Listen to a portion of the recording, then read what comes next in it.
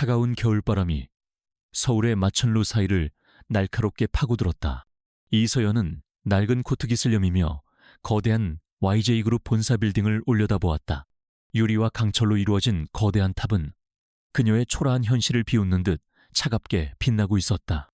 그녀의 양손에는 5살배기 쌍둥이 하준과 하은의 작은 손이 꼭 쥐어 있었다. 아이들의 뺨은 추위에 발갛게 상기되어 있었다. 오늘 아침 면접 시간 불과 2시간 전에 아이를 돌봐주던 청가라 이웃집 할머니가 급체로 병원에 실려갔다는 연락을 받았다. 서연은 눈앞이 캄캄해졌다. 이 면접은 그녀에게 마지막 남은 동아줄이었다. 몇 달간의 절박한 구직 활동 끝에 겨우 얻어낸 기회. 그녀의 뛰어난 이력서가 기적적으로 서류 전형을 통과한 것이다. 그녀는 아이들을 맡길 곳이 없었. 결국 그녀는 도박을 감행했다. 아이들을 데리고 면접장으로 향하는 것. 그녀는 로비에 들어서기 전 아이들 앞에 쭈그려 앉았다. 하준아, 하은아, 엄마 지금 아주 중요한 일 하러 가. 딱 1시간만. 제발 조용히 그림 그리고 있어줄 수 있지. 엄마가 세상에서 제일 사랑하는 거 알지? 아이들은 천진난만한 눈으로 고개를 끄덕였지만 서연의 심장은 불안감에 무겁게 가라앉았다. YJ그룹의 로비는 거대하고 고요했다. 대리석 바닥은 거울처럼 반짝였. 공기 중에는 옅은 고급 방향제 냄새가 흘렀다. 서연은 주눅이 들었지만 애써 허리를 꼿꼿이 폈다. 그녀는 안내 데스크로 다가가 조심스럽게 자신의 신원을 밝혔다. 리셉션 직원은 그녀와 그녀의 양옆에 선 아이들을 번갈아 보며 노골적인 놀라움과 약간의 경멸이 섞인 표정을 지었다. 전략기획실 신입 지원자 이서연입니다. 십시 면접입니다. 그녀의 목소리는 스스로가 놀랄 만큼 침착하게 울렸다. 직원은 잠시 망설이다가 보안 게이트를 열어주었다. 35층입니다. 면접 대기실은 복도 끝에 있습니다. 그녀의 말투는 차가웠. 서연은 등 뒤로 그녀의 수군거림을 느낄 수 있었다. 세상에, 애들을 데리고 면접을 제정신인가. 엘리베이터는 소리 없이 상승했다. 서연은 아이들의 손을 더욱 꽉 잡았다. 하준이 속삭였다. 엄마, 여기 진짜 높다. 비행기 같아. 서연은 애써 미소를 지으며 아들의 머리를 쓰다듬었다. 응. 그렇지, 우리 하준이 조금만 참자. 그녀는 아이들에게 작은 스케치북과 색연필을 쥐어주었다. 이것이 그녀가 할 수 있는 최선이었다. 35층 면접 대기실은 이미 긴장감으로 가득 차 있었다. 잘 차려입은 남녀 지원자들이 딱딱한 표정으로 자신의 이력서를 검토하고 있었다. 서연과 쌍둥이가 들어서자 모든 시선이 그들에게로 향했다. 그들의 눈에는 노골적인 호기심, 동정, 그리고 대부분은 저런 경쟁자라니 하는 안도감이 서려 있었다. 서연은 얼굴이 화끈거렸지만 가장 구석진 자리로 가 아이들을 앉혔다. 엄마 말 잘 들어. 여기서 이 그림책 보면서 조용히 노는 거야. 절대 떠들면 안 돼. 알았지? 아이들은 다행히도 낯선 환경에 주눅이 들었는지 고개를 세차게 끄덕였. 서연은 그제야 숨을 돌리고 자신의 서류를 꺼내 들었다. 그녀의 이력서는 완벽했다. 명문대 수석 졸업, 뛰어난 분석 능력, 관련 분야 자격증, 단지 경력 단절 6년이라는 치명적인 공백이 있을 뿐이었다. 그때 면접실 문이 열리고 한 여자가 호명했다. 이서연 씨. 서연은 심호흡을 하고 일어섰다. 그녀는 아이들에게 마지막으로 쉬타는 신용을 하고는 굳은 표정으로 면접실로 들어갔다. 면접관은 3명이었다. 중앙에 앉은 여자가 서류를 뒤적이며 그녀를 쏘아보았다. 그녀는 인사팀장 박지원이었다. 날카로운 눈매와 빈틈없이 세팅된 머리, 값비싼 정장이 그녀의 권위적인 성격을 말해주고 있었다. 박지원은 서연의 이력서를 가볍게 툭툭 치며 입을 열었다. 이서연 씨, 이력서는 화려하네요. 우리 같은 대기업 전략기획실에 지원하기에 부족함이 없어 보여요. 그런데 이 6년의 공백은 뭡니까? 그녀의 목소리는 부드러웠지만 가시가 돋쳐 있었다. 서연은 침착하게 대답했다. 개인적인 사정으로 일을 쉬었습니다. 하지만 그 기간 동안에도 시장 동향 분석이나 관련 분야 공부를 게을리하지 않았습니다. 개인적인 사정이라. 박지원이 비웃음을 숨기지 않고 말했다. 혹시 저 밖에 있는 그 개인적인 사정들 말인가요? 면접실의 공기가 순간 얼어붙었다. 다른 두 면접관은 당황한 듯 시선을 피했다. 서연은 모욕감에 피가 거꾸로 솟는 것을 느꼈지만 목소리를 낮고 단단하게 유지했다. 네, 맞습니다. 저는 두 아이의 어머니입니다. 하지만 그것이 제 업무 능력을 평가하는 기준이 될 수는 없다고 생각합니다. 박지원은 과장되게 웃음을 터뜨렸다. 어머, 당당하시네. 업무 능력.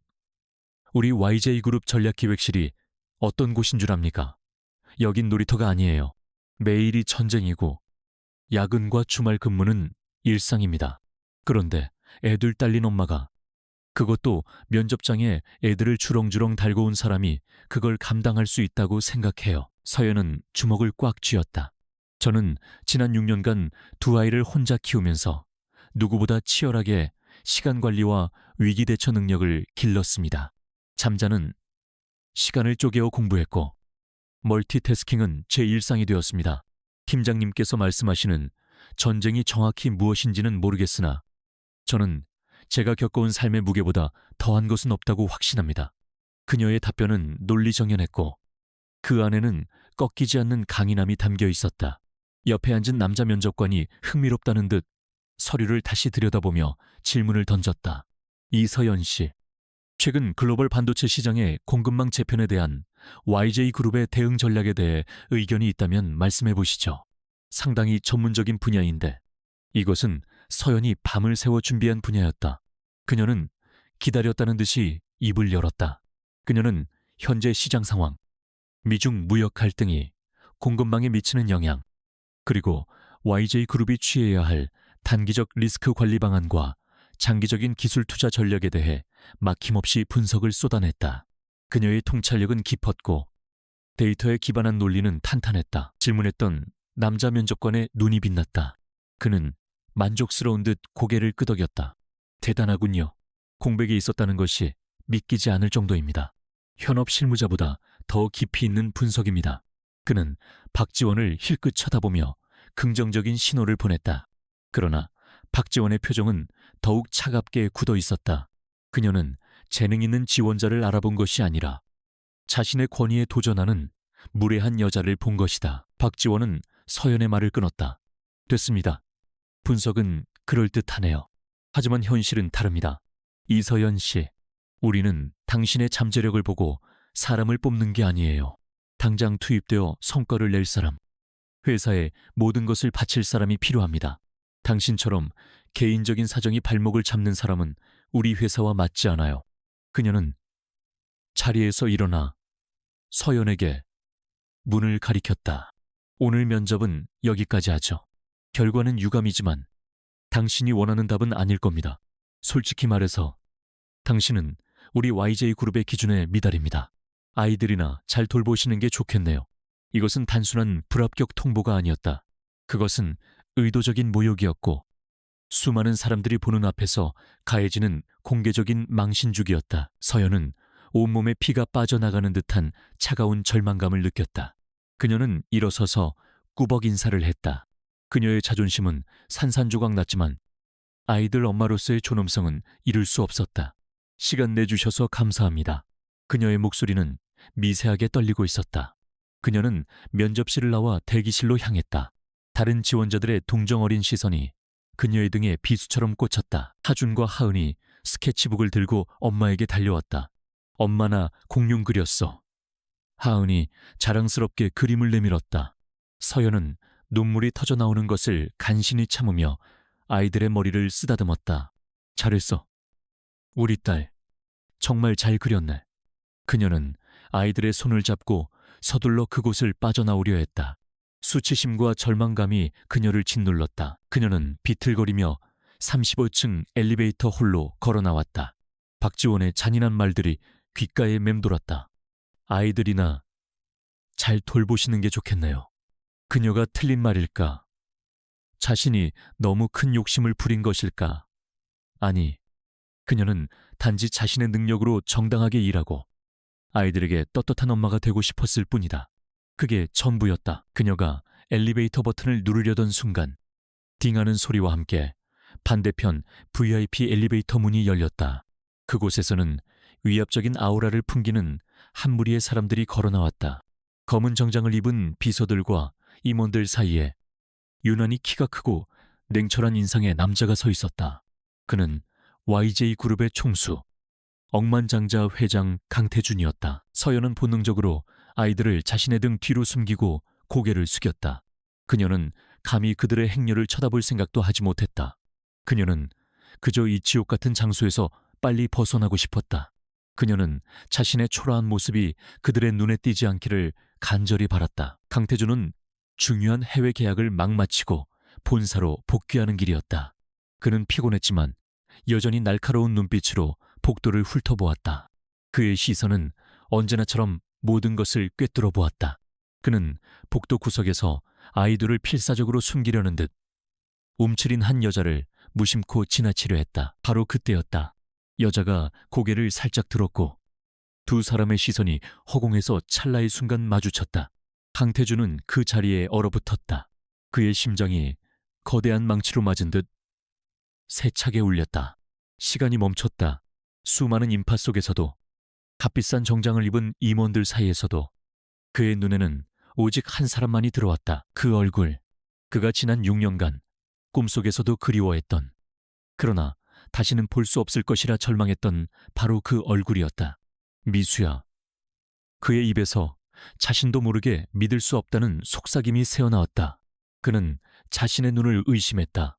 하지만 그녀의 놀란 듯 커진 눈, 오똑한 콧날, 굳게 담은 입술은 그가 기억하는 서미수가 분명했다. 아니, 그녀의 이름은 이서연이었다. 서류상으로는. 하지만 그에게는 유일한 사랑, 서미수였다. 태준이 충격에 빠져 한 걸음 다가서려 할 때 그의 시선은 그녀의 등 뒤에 숨어있던 두 아이에게로 향했다.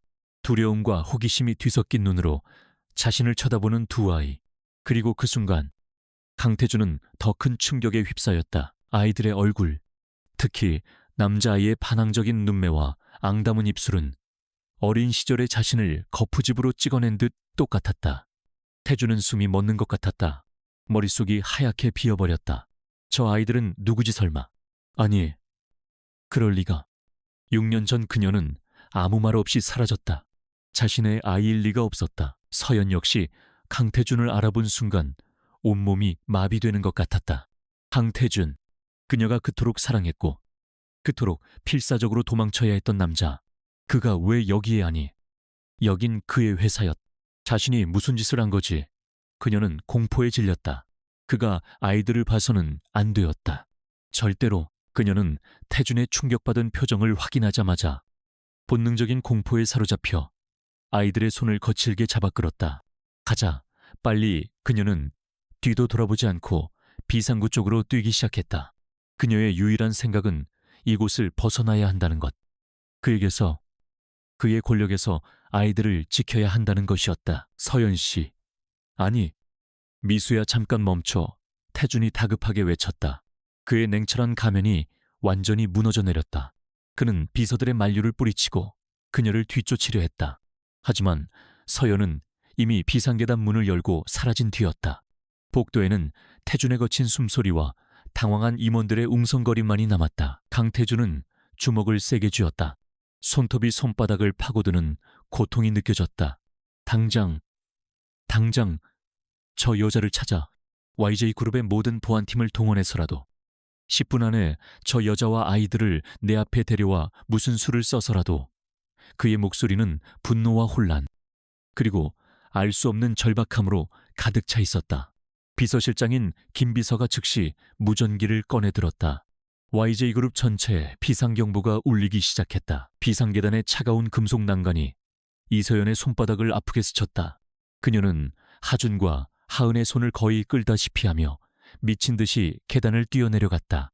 아이들은 엄마의 갑작스러운 공포와 거친 손길에 놀라 울음을 터뜨렸다. 엄마. 아파 천천히 가하은의 울부짖음이 계단참에 메아리 쳤지만 서연은 멈출 수 없었다. 그녀의 머릿속은 온통 새하얗게 변해버렸다. 강태준. 그를 다시 만났다. 하필이면 이런 최악의 상황에서 그의 왕국과도 같은 YJ그룹 본사 한복판에서 지난 6년간 그녀가 그토록 필사적으로 숨어 다녔던 이유, 그 모든 고통의 근원이 바로 저 남자였다. 아니, 정확히는 그가 속한 강씨 일가였다. 그의 눈빛, 그녀를 미수라고 부르던 목소리, 그리고 이어진 아이들을 향한 시선. 서연은 그가 모든 것을 알아차렸을까봐 심장이 멎을 것 같았다. 그가 아이들의 얼굴에서 자신을 보았을까봐. 그녀는 강씨 일가의 무서움을 잘 알았다. 그들은 돈과 권력으로 무엇이든 할 수 있는 사람들이었다. 만약 그들이 쌍둥이의 존재를 알게 된다면 당장 아이들을 빼앗아갈 것이 분명했다. 조금만 더 빨리. 서연은 숨이 턱까지 차올랐지만 멈추지 않았다. 35층에서 1층까지의 거리는 영원처럼 느껴졌다. 그녀의 낡은 구두굽이 계단에 부딪히며 불안한 소리를 냈다. 아이들은 이제 걷는 것이 아니라 그녀에게 매달려 끌려오고 있었다. 그녀는 아이들에게 미안했지만 지금은 생존이 걸린 문제였다. 같은 시각 35층 엘리베이터 홀은 얼음장처럼 차가워졌다. 강태준은 방금 전 그녀가 사라진 비상구문을 노려보며 서 있었다. 그의 완벽하게 관리된 냉철한 표정은 온데간데 없었고 숨겨지지 않는 분노와 깊은 혼란으로 일그러져 있었다. 그가 이런 식으로 감정을 드러내는 것은 YJ그룹의 그 누구도 본 적 없는 모습이었다. 회장님, 다음 일정이. 한 임원이 조심스럽게 입을 열었지만 태준은 손을 들어 그의 말을 막았다. 그의 시선은 비서실장 김 비서에게 향했다. 김 비서, 당장. 그의 목소리는 낮고 거칠었다. 빌딩 전체를 폐쇄해 모든 출입구를 막아 방금 비상계단으로 내려간 여자와 아이 둘, 무슨 수를 써서라도 찾아내. 김 비서 역시 회장의 이런 모습에 충격을 받았지만 그는 YJ그룹 내에서 가장 유능하고 냉철한 인물이었다. 그는 단 1초의 망설임도 없이 즉시 귀에 꽂힌 무전기의 명령을 내렸다. 보안팀, 전체 비상, 코드레드, 35층에서 1층으로 향하는 비상계단 A구역, 여성 1명과 아동 2명, 모든 출구를 봉쇄하고 즉시 신병을 확보하라. 회장님의 직접 명령이다. YJ그룹 본사 건물이 보이지 않는 긴장감에 휩싸였다. 평화롭던 로비의 보안 요원들의 움직임이 일사불란하게 변했다. 그들은 방문객들의 출입을 정중하지만 단호하게 통제하기 시작했고 일부는 각 층의 비상구 출입문을 확인하기 위해 흩어졌다. 거대한 건물이 순식간에 철옹성이 되어 서연을 옥죄기 시작했다. 강태준은 거친 숨을 몰아쉬며 복도를 서성였다. 그의 머릿속은 6년 전의 기억과 방금 본 현실이 뒤엉켜 폭발할 것 같았다. 서미수, 그가 유일하게 사랑했던 여자. 그를 배신하고 감쪽같이 사라져버린 여자. 그는 그녀가 돈 때문에 자신을 버렸다고 믿었다. 그렇게 믿어야만 했다.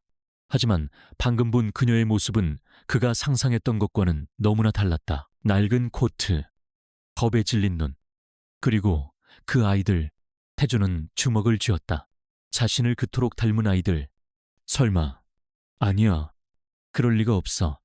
그는 스스로를 부정하려 했지만 아이들의 얼굴이 뇌리에서 떠나지 않았다. 만약 그 아이들이 정말 자신의 아이라면 6년 동안 그녀는 자신을 속이고 아이들을 숨겨왔단 말인가. 배신감보다 더 큰 충격이 그를 덮쳤다. 한편 서연은 드디어 1층 비상구 문을 밀고 로비로 나왔다. 그녀는 숨을 헐떡이며 주변을 살폈다. 로비의 분위기가 심상치 않았다. 보안 요원들이 분주하게 움직이며 무전으로 연락을 주고받고 있었다. 정문 쪽은 이미 여러 명의 요원들이 지키고 서서 나가는 사람들을 주시하고 있었다. 그녀는 직감했다. 그들이 자신을 찾고 있었다. 그녀는 공포에 질려 뒷걸음질 쳤다. 정문으로는 나갈 수 없었다. 그녀는 필사적으로 다른 출구를 생각했다. 아침에 면접을 보러 들어올 때 얼핏 보았던 지하 주차장 연결 통로. 그래, 그것뿐이었다.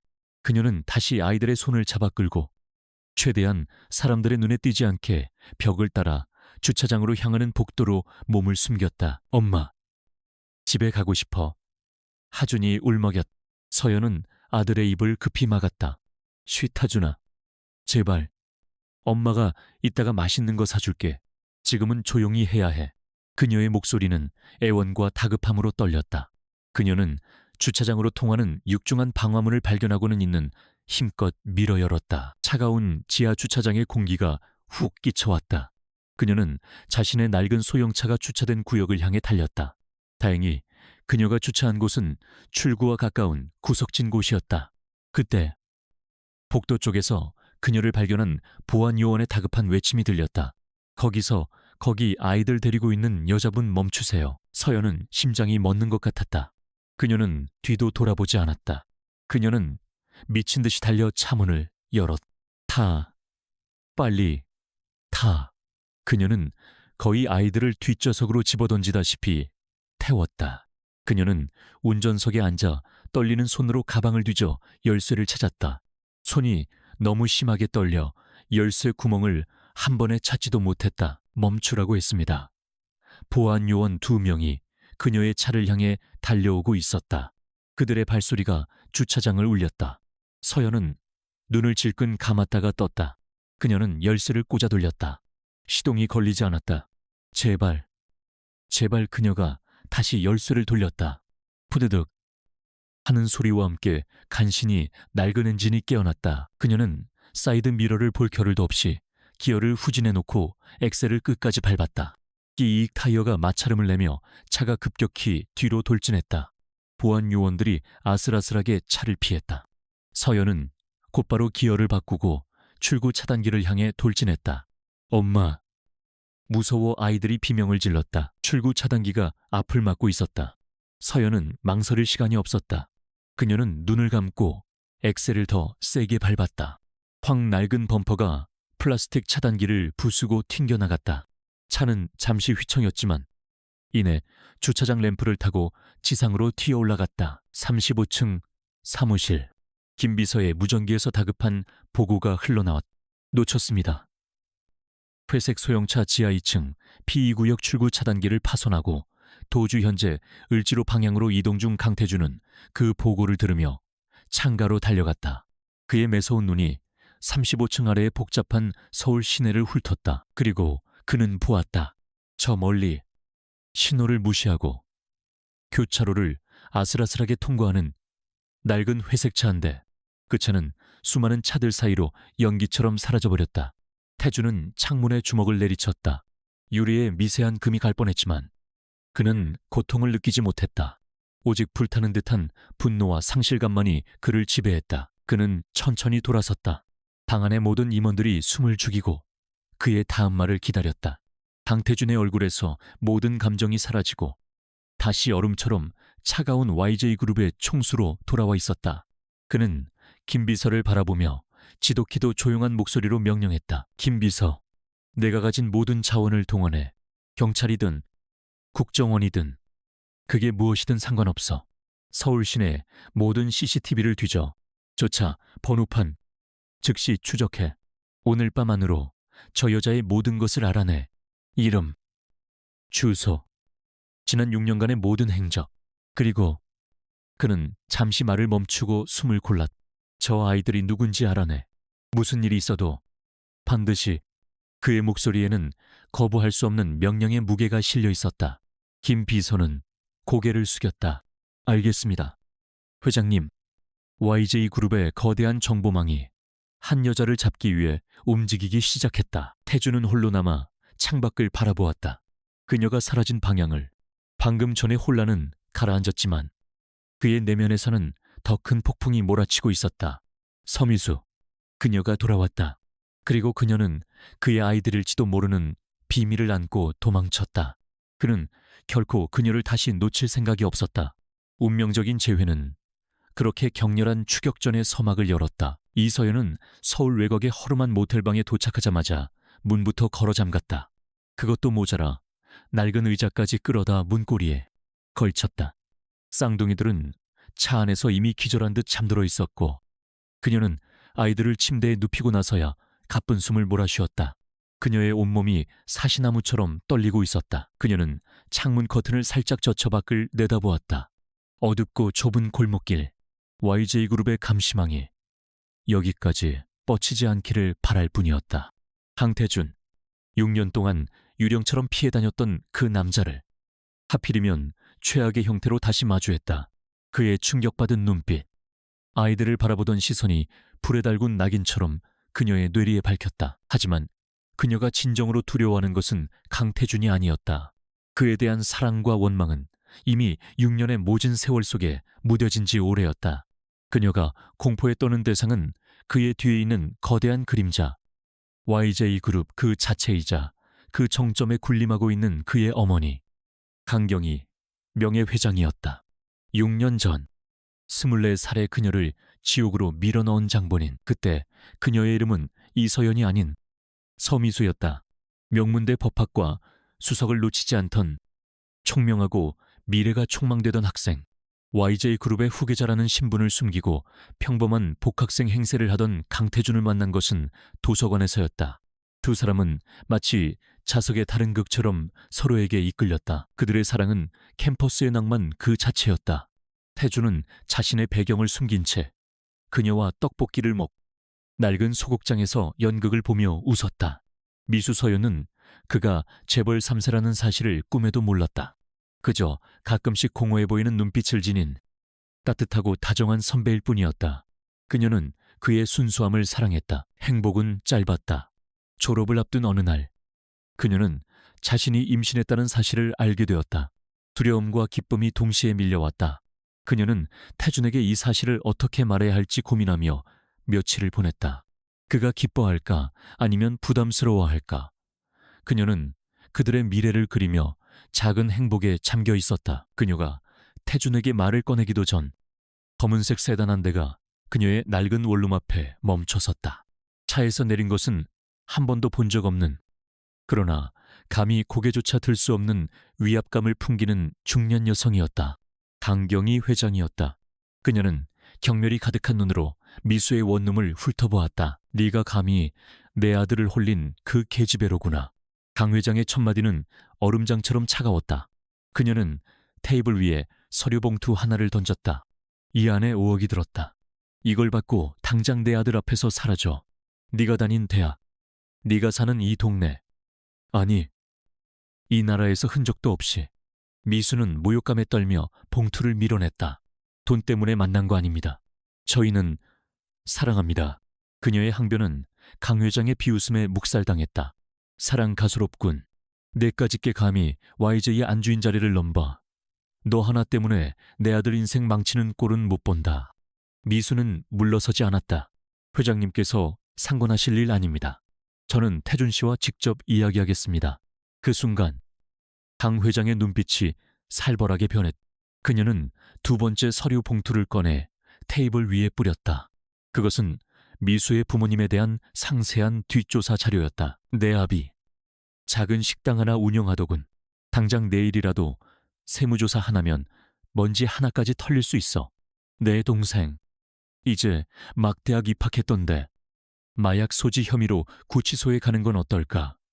그것은 단순한 협박이 아니었다. YJ그룹의 힘으로 능히 저지르고도 남을 일이었다. 강 회장은 미수의 굳어버린 얼굴을 보며 만족스럽게 웃었다. 네가 현명하길 바란다. 네가 계속 버티면 너는 네 손으로 네 가족을 지옥에 밀어넣는 거야. 태준이 앞에서는 깨끗이 사라져. 감히 아이 따위를 임신했다는 사실은 입 밖에도 내지 마라. 만약 그 사실이 내 귀에 들어온다면 그땐 네 가족뿐만 아니라 너와 그 아이까지 내가 가만두지 않을 테니까. 미수는 무너졌다. 그녀는 그 자리에서 자신이 임신했다는 사실을 차마 말할 수 없었다. 만약 말했다면 강 회장은 당장 아이를 지우라며 그녀를 병원으로 끌고 갔을 것이다. 그녀는 가족을 지켜야 했고 무엇보다 자신의 뱃속에 있는 두 생명을 지켜야 했다. 그녀는 그날 밤 모든 것을 버리고 도망쳤다. 그녀는 태준에게 이별 편지 한 장을 남겼다. 당신에게 질렸어요. 더 좋은 사람 만날 겁니다. 찾지 마세요. 강 회장이 시키는 대로 그에게 가장 상처가 될 말을 골라서 썼다. 그리고 그녀는 서미수라는 이름을 버리고 이서연이라는 새로운 이름으로 숨어 살기 시작했다. 돈은 단 한 푼도 받지 않았다. 그것이 그녀의 마지막 자존심이었다. 같은 시각 YJ그룹 70층에 펜트하우스 회장실. 강태준은 깨진 유리 조각이 치워진 책상 앞에 서 있었다.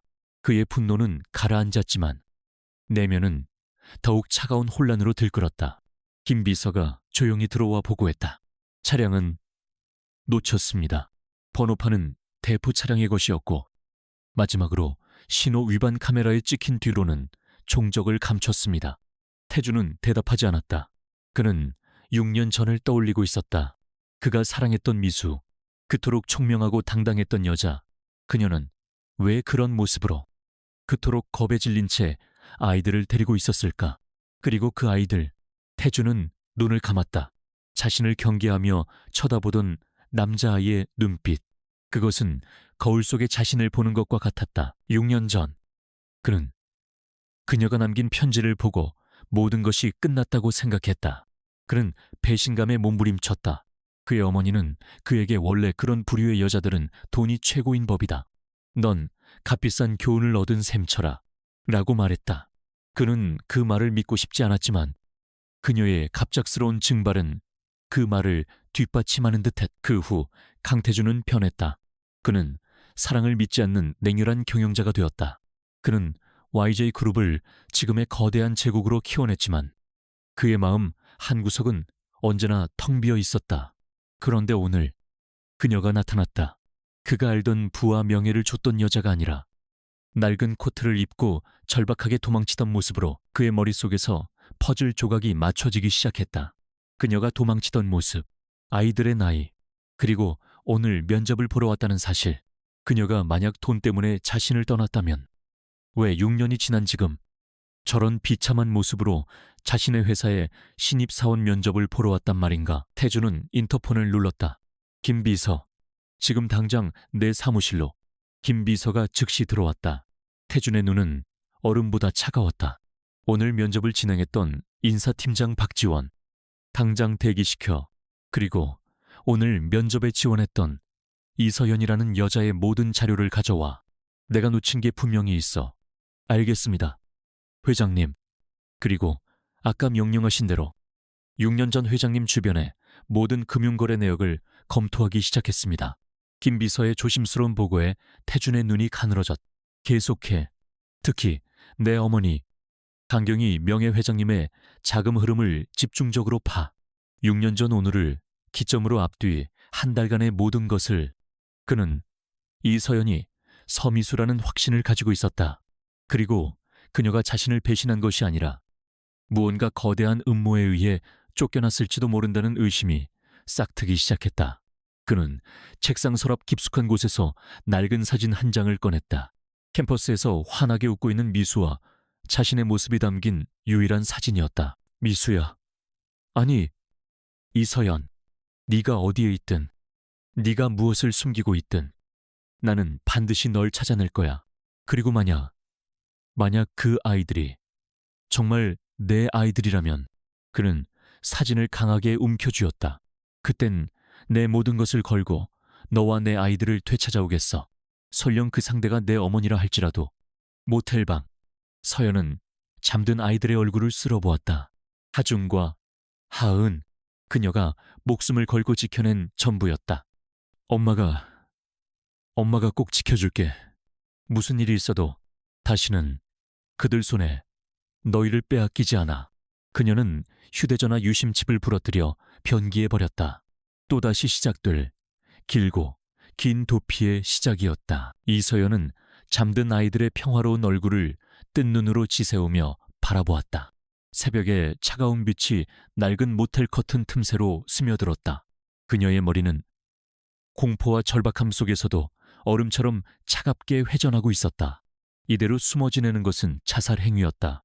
YJ 그룹의 정보망은 거미줄처럼 엮여 있었고 강태준이 자신을 찾기로 마음먹은 이상 이 도시는 거대한 감옥일 뿐이었다. 그녀는 어젯밤 모텔에 들어오기 전 편의점에서 현금으로 산 값싼 모자와 마스크 몇 개를 꺼냈다. 그리고 아이들을 흔들어 깨웠다. 하준아, 하은아, 일어나. 우리 재미있는 기차놀이 하러 가자. 아이들은 비몽사몽간에 칭얼거렸지만 서연은 단호했다. 그녀는 아이들에게도 작은 마스크를 씌우고 모자를 깊게 눌러 씌웠다. 그녀는 모텔을 빠져나와 뒷골목으로 향했다. CCTV가 없는 길만을 본능적으로 골라 걸었다. 그녀의 목적지는 아이러니하게도 그녀가 도망쳐 나온 그녀의 유일한 안식처였던 낡은 다세대 주택이었다. 그곳은 지금쯤 가장 위험한 장소일 터였다. 하지만 그곳에 그녀가 이 날을 위해 6년간 모아온 모든 것이 있었다. 그녀의 비상금, 신분을 세탁하기 위한 최소한의 서류들, 그리고 그녀가 서미수였던 시절의 유일한 증표. 그녀는 그것들을 되찾아야만 했다. 그녀는 택시나 지하철을 이용하지 않았다. 대신 노선이 복잡하고 노인들이 많이 이용하는 시내버스를 여러 번 갈아탔다. 인파 속에 섞여 흔적을 지우기 위해서였다. 같은 시각 YJ그룹 본사 70층의 강태준 회장실은 거대한 전쟁 상황실로 변해 있었다. 김 비서는 밤새 수집된 정보를 태준에게 보고하고 있었다. 회장님, 어제 면접 지원자 이서연의 이력서를 확보했습니다. 주소는 마포구의 한 다세대 주택입니다. 하지만 대포차를 사용한 점으로 미루어 그곳에 없을 가능성이 큽니다. 강태준은 굳은 얼굴로 모니터를 응시했다. 모니터에는 어제 빌딩을 빠져나간 서연의 모습이 여러 각도에서 재생되고 있었다. 그녀가 도망친 경로를 추적해 모든 CCTV를 확인해 태준의 목소리는 잠기지 않았지만 지독한 피로감과 분노가 서려 있었다. 이미 추적 중입니다. 어제 빌딩을 빠져나간 차량은 영등포 부근에서 버려진 채 발견되었습니다. 도난 차량이었습니다. 이후의 행적은 현재로서는 묘연합니다. 김 비서의 보고는 절망적이었다. 이서연은 마치 연기처럼 사라져버렸다. 그녀는 그들이 자신을 어떻게 추적할지 정확히 알고 행동하고 있었다. 인사팀장 박지원은 태준이 화제를 돌렸다. 현재 외부에서 대기 중입니다. 들여보내. 잠시 후 박지원 팀장이 사색이 된 얼굴로 회장실에 들어섰다. 그녀는 어젯밤 회장의 분노를 전해 듣고 밤새 공포에 떨었다. 그녀는 자신이 무슨 실수를 저질렀는지, 왜 회장이 자신을 찾는지 도무지 알 수 없었다. 박지원 팀장, 태준이 그녀를 돌아보지 않고 물었다. 어제 전략기획실 면접 어땠지? 박지원은 마른 침을 삼켰다. 네. 아, 예. 회장님, 특별한 사항은 없었습니다. 우수한 인재들이. 태준이 그녀의 말을 잘랐다. 이서연, 그 지원자에 대해 말해봐. 박지원의 심장이 쿵 내려앉았다. 하필 그 여자였다. 이서연, 말씀이십니까? 아, 그 지원자는 아이들을 데리고 와서 면접장 분위기를 흐렸습니다. 그리고 경력 단절 기간이 너무 길어 저희 실무 기준에 미달이라고 판단하여 불합격 처리했습니다. 그녀는 애써 침착하게 대답했다. 태준이 천천히 그녀를 돌아보았다.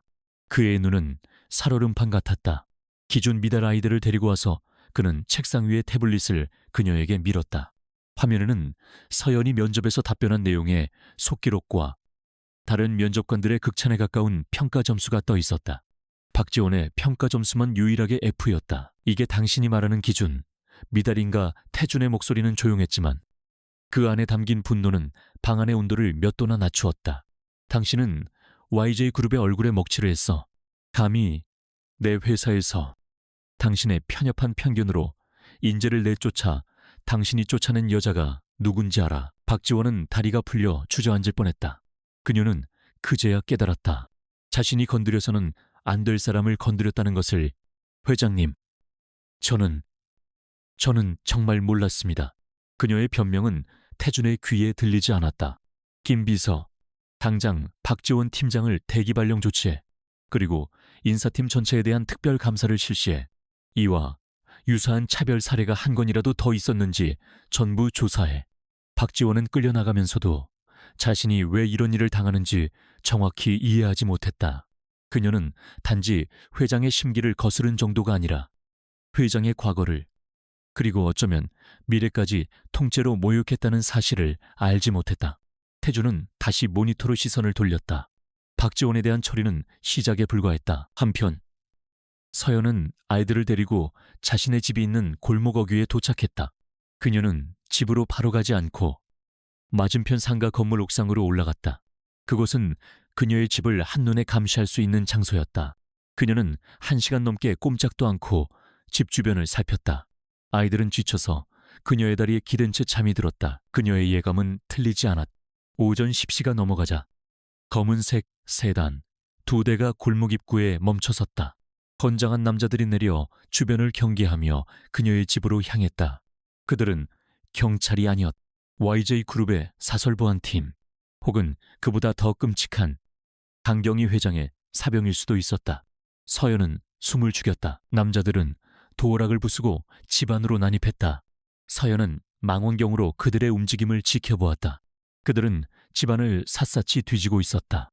그녀가 조금이라도 늦었거나 아니면 무턱대고 집으로 들어갔다면 지금쯤 저들에게 붙잡혀 있을 터였다. 그녀는 아이들을 더 세게 끌어안았다. 김 비서는 태준에게 실시간으로 보고했다. 자택 진입. 하지만 비어 있습니다. 며칠간 사람이 머문 흔적이 없습니다. 태준은 주먹을 쥐었다. 그녀가 한 수 빨랐다. 그녀는 그들이 쫓아올 것을 알고 어제 그 모텔에서조차 잠시 머물렀을 뿐 이미 다른 곳으로 이동한 뒤였을지도 모른다. 아닙니다. 김 비서의 목소리가 다급해졌다. 잠깐만. 회장님, 방금 현장팀에서 보고가 침대 밑에서 작은 상자를 발견했다고 합니다. 하지만 비어 있습니다. 그런데 상자 안쪽에 머리카락 몇 올과 작은 쪽지가 발견되었습니다. 태준은 스피커폰을 켰다. 쪽지 내용이 뭐지? 현장 요원의 목소리가 들려왔다. 내 아이들, 절대 못 줘. 라고 적혀 있습니다. 태준은 숨이 멎는 것 같았다. 이것은 도주하는 사람의 메시지가 아니었다.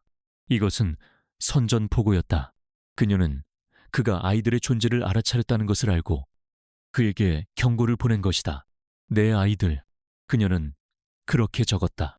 우리 아이들이 아니라. 태준은 알 수 없는 배신감과 동시에 심장이 쪼개지는 듯한 고통을 느꼈다. 찾아내. 무슨 수를 써서라도 찾아내. 그녀가 이 서울을 빠져나가기 전에 그의 절규가 사무실을 울렸다. 하지만 서연은 이미 서울을 빠져나갈 준비를 하고 있었다. 그녀는 보안팀이 철수하는 것을 끝까지 지켜보았다. 그들이 떠난 후에도 2시간을 더 기다렸다. 완벽하게 안전이 확보되자 그녀는 아이들을 이끌고 옥상에서 내려왔다. 하지만 그녀는 집으로 가지 않았다. 그녀가 향한 곳은 집 뒤편의 낡은 창고였다. 그녀는 창고 구석에 썩은 마루판 하나를 드러냈다. 그 아래에는 방수 처리된 작은 금속 상자가 묻혀 있었다. 그녀가 집 침대 밑에 두었던 것은 미끼였다. 진짜 비상금과 그녀가 필요했던 모든 것은 바로 여기에 있었다.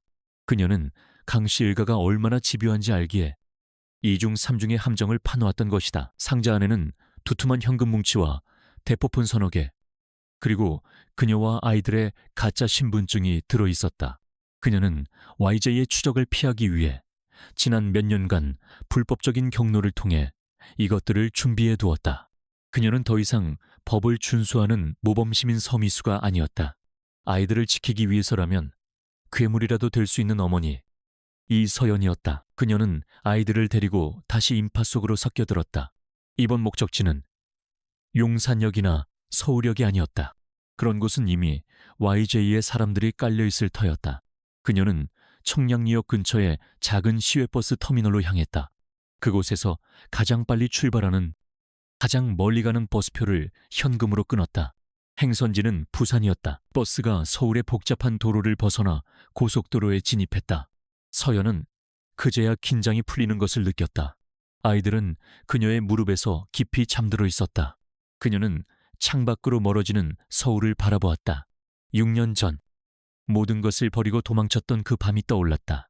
그리고 오늘 그녀는 다시 도망치고 있었다. 그녀는 새 대포폰에 전원을 켰다. 그리고 단 하나의 번호로 문자를 보냈다. 그것은 그녀가 대학 시절 유일하게 믿었던 선배의 번호였다. 지금은 작은 언론사의 기자가 된 사람이었다. 선배, 나 미수예요. 도움이 필요해요. 내게 무슨 일이 생기면 YJ그룹의 강태준 회장을 주목해 주세요. 그녀는 문자를 보내자마자 유심칩을 빼서 부러뜨렸다. 이것은 보험이었다. 그녀는 더 이상 당하고만 있지 않을 터였다. 강태준이 자신을 사냥감 취급한다면 사냥감이 어떻게 사냥꾼의 목을 물어뜯을 수 있는지 보여줄 생각이었다. 그녀의 눈빛이 차갑게 빛났다. 거대한 YY 그룹과 모든 것을 잃은 한 어머니의 처절한 추격전은 이제 막 이막을 시작하고 있었다. 인사팀장 박지원은 자신의 사무실에서 망연자실한 채 앉아 있었다. 책상 위에는 방금 인사위원회에서 통보된 대기 발령 통지서가 차갑게 놓여 있었다. YJ그룹에서 대기 발령은 사실상의 해고 통보나 다름없었다. 그녀는 자신이 이룬 모든 것이 한순간에 무너져 내리는 것을 느꼈다. 20년간 회사를 위해 헌신한 결과가 고작 이것이라니. 그녀는 도무지 이해할 수 없었다. 고작 면접자 한 명. 그것도 아이까지 데리고 온 무례한 여자를 돌려보낸 것이 이 정도의 사태를 불러일으킬 일인가. 강태준 회장이 아무리 냉정하다 해도 이것은 상식 밖의 처사였다. 그녀는 분노보다 억울함이 먼저 치밀었다. 그 여자, 이서연 때문에 자신의 완벽한 경력이 망가져버렸다. 사무실 밖은 여전히 분주했다. 보안팀 요원들이 바쁘게 오가고 비서실 소속 직원들이 심각한 표정으로 층계를 오르내렸다. 회사 전체가 거대한 벌집을 쑤셔놓은 듯했다. 박지원은 이 모든 혼란의 중심에 자신이 있다는 것을 깨달았지만 여전히 그 이유의 무게를 가늠하지 못했다. 그녀는 그저 회장의 심기를 건드린 것이라 생각했다. 그때 복도를 지나가던 보안팀 요원 2명의 대화가 그녀의 귀에 날카롭게 밝혔다. 아직도 못 찾았대. 회장님께서 아예 빌딩 전체 CCTV를 1분 단위로 쪼개서 분석하라고 지시하셨다더군. 대체 어떤 여자길래 아침에 그 난리통에 아이 둘 데리고 도망쳤다는 그 여자 말인가. 사진이라도 있어야 찾지. 박지원의 심장이 쿵하고 바닥으로 떨어졌다. 아이 둘을 데리고 도망친 여자. 아침에 난리통. 설마. 그녀는 떨리는 손으로 자신의 단말기를 켰다. 보안팀 내부망에 접속할 권한은 이미 차단되었지만 인사팀 서버에 접속하는 것은 아직 가능했다. 그녀는 어제 면접 일정표를 다시 열었다. 그리고 이서연의 이름을 클릭했다. 그녀는 어제 면접실에서 보았던 그 당당하면서도 절박해 보이던 여자의 얼굴을 떠올렸다. 그리고 회장실에서 느꼈던 강태준의 살벌한 분노를 떠올렸다. 그 두 가지가 머릿속에서 연결되는 순간 박지원은 숨이 멎는 것 같았다. 회장은 그 여자를 찾고 있었다. 단순히 면접에 불만을 품은 것이 아니었다. 그녀는 자신이 무슨 짓을 했는지 깨달았다. 그녀는 회장이 애타게 찾던 사람을 감히 자신의 기준으로 기준 미달이라 낙인 찍고 모욕을 주어 내쫓아버린 것이다. 아이들이나 잘 돌보라고 했던 자신의 경멸, 어린 목소리가 귓가에 생생하게 울렸다. 이것은 단순한 실수가 아니었다. 용서받을 수 없는 오만이었다. 공포가 그녀의 온몸을 집어삼켰다. 이 사실이 밝혀지면 대기 발령 정도로 끝나지 않을 것이다. YJ그룹에서 완전히 매장당할 수도 있었다. 그녀는 생각해야 했다. 어떻게든 이 상황을 수습해야 했다. 지금이라도 회장에게 달려가 무릎 꿇고 빌어야 할까? 아니, 그 냉혈한 같은 남자가 과연 용서해 줄까? 그녀의 머릿속에 한 가지 생각이 스쳤다. 아무도 모르게 한다면, 그래, 회장은 그 여자를 찾고 있지만 자신이 그 여자를 면접에서 만났다는 사실을 아직 모를 수도 있다. 그저 CCTV에서 우연히 마주쳤을 뿐일 수도 있다. 그렇다면 자신과 이서연 사이의 연결고리를 끊어버리면 되었다. 박지원의 눈빛이 교활하게 빛났다. 그녀는 다시 한번 자신의 권한을 확인했다. 인사팀장으로서 그녀는 지원자 데이터를 관리할 최고 등급의 접근 권한을 가지고 있었다. 아직 회수되지 않은 그 권한이 그녀의 마지막 동아줄이었다. 그녀는 즉시 인사 데이터베이스 서버에 접속했다. 그녀는 검색창에 이서연이라고 입력했다. 어제 제출된 이력서, 자기소개서, 그리고 면접평가표가 화면에 나타났다. 박지원은 망설임 없이 그 파일을 선택하고 삭제 버튼을 눌렀다. 지원자 이서연의 모든 데이터를 영구적으로 삭제하시겠습니까? 경고창이 떴지만 그녀는 망설임 없이 확인을 눌렀다. 그녀의 범죄를 증명할 가장 확실한 증거가 서버에서 사라졌다. 하지만 이것만으로는 부족했다. 면접 일정표에는 여전히 이서연, 10시 면접이라는 기록이 남아 있었다. 이 기록까지 삭제하면 너무 티가 났다. 그녀는 잠시 고민하다가 기록을 삭제하는 대신 수정했다. 그녀는 이서연의 면접 상태를 참석에서 불참 노쇼로 변경했다. 그녀는 더 나아가 비고란에 거짓 메모를 추가했다. 면접 시간 10분 전, 유선으로 불참 통보, 개인 사정. 이렇게 하면 나중에 감사가 들어오더라도 자신은 그 여자를 만난 적조차 없는 것이 되었다. 그녀는 어제 자신이 서명했던 종이 면접 평가표를 떠올렸다. 그것은 이미 어제 오후에 일괄 파쇄 처리가 되었을 터였다. 완벽했다. 박지원은 안도의 한숨을 내쉬었다. 그녀는 자신이 YJ그룹의 철저한 시스템을 상대로 얼마나 위험한 도박을 했는지 깨닫지 못했다. 그녀는 단지 자신의 실수를 덮었다고 생각했지만 그녀의 오만한 행동은 이미 끓어오르는 강태준의 분노에 기름을 부은 격이 되었다. 같은 시각 강태준 회장실, 김 비서가 심각한 표정으로 태블릿 PC를 들고 서 있었다. 회장님, 이상합니다. 어제 면접자 이서연의 데이터를 인사팀 서버에서 조회하려 했으나 파일이 존재하지 않는 것으로 나옵니다. 강태준의 미간이 좁혀졌다. 존재하지 않는다고 어제 면접을 본 사람의 파일이. 그렇습니다. 단순한 오류가 아니라 누군가 고의로 삭제한 흔적이 보입니다. 김 비서의 목소리는 차분했지만 그 안에는 심각한 경고가 담겨 있었다. YJ그룹의 메인 서버에서 데이터를 삭제하는 것은 최고 관리자 등급의 권한이 없으면 불가능한 일이었다. 태준은 차가운 분노를 억누르며 말했다. 면접 기록은 그것이 더 이상합니다. 김 비서가 태블릿 화면을 회장에게 보여주었다. 인사팀 공식 면접 일지입니다. 여기 보시면 이서연 지원자는 불참으로 처리되어 있습니다. 박지원 팀장의 최종 결재까지 난 서류입니다. 순간 회장실의 공기가 얼어붙었다. 강태준은 화면에 떠있는 불참이라는 두 글자를 노려보았다. 불참.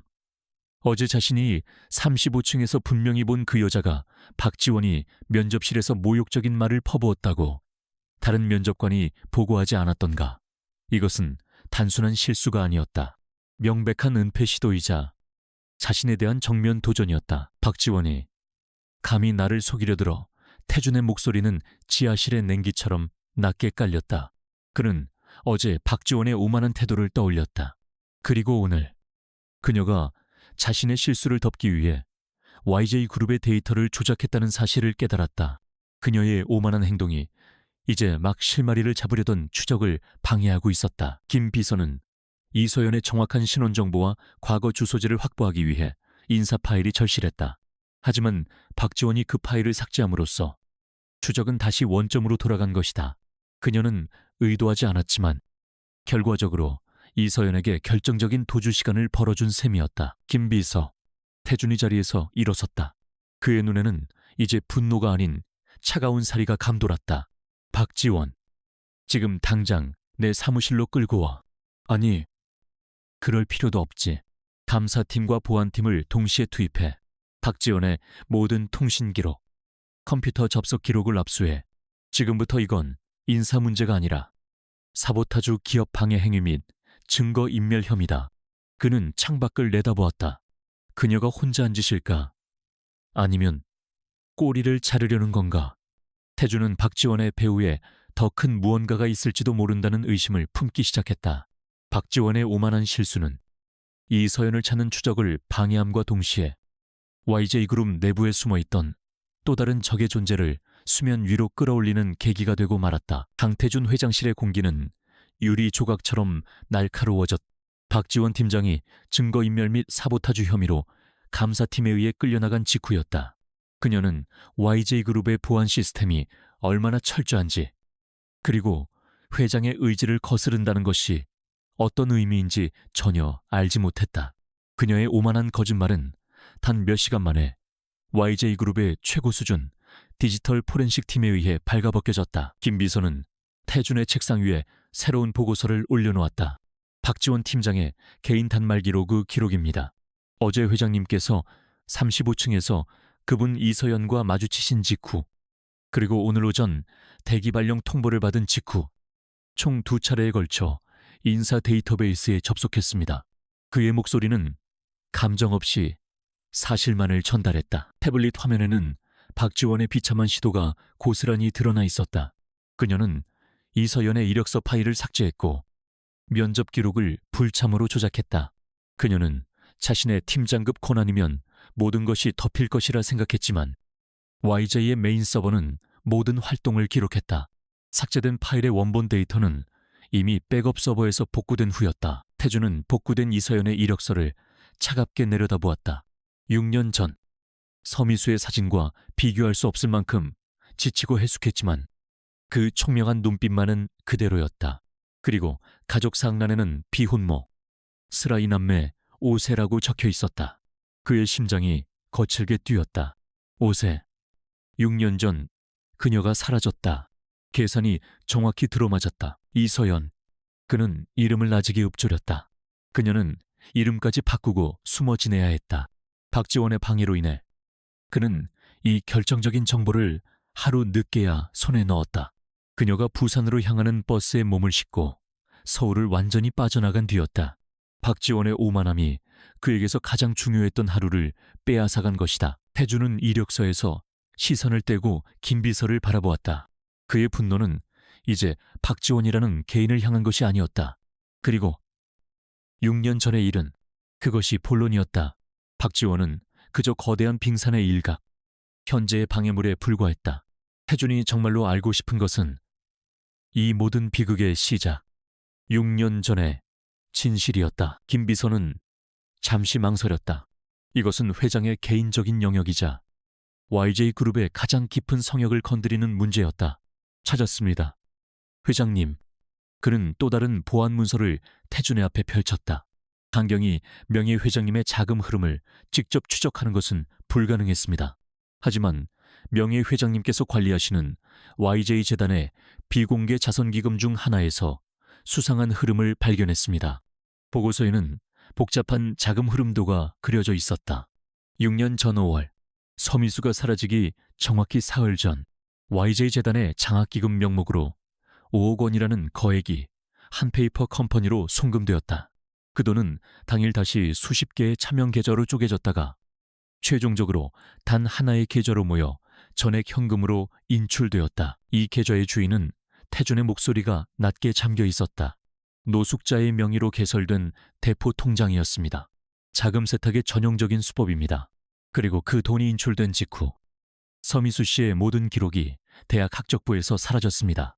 김 비서는 더 이상 말하지 않았지만 그가 가져온 정보는 모든 것을 설명하고도 남았다. 5억 원. 6년 전 그의 어머니가 그에게 했던 말이 기억 속에서 되살아났다. 네가 만났던 그 계집애.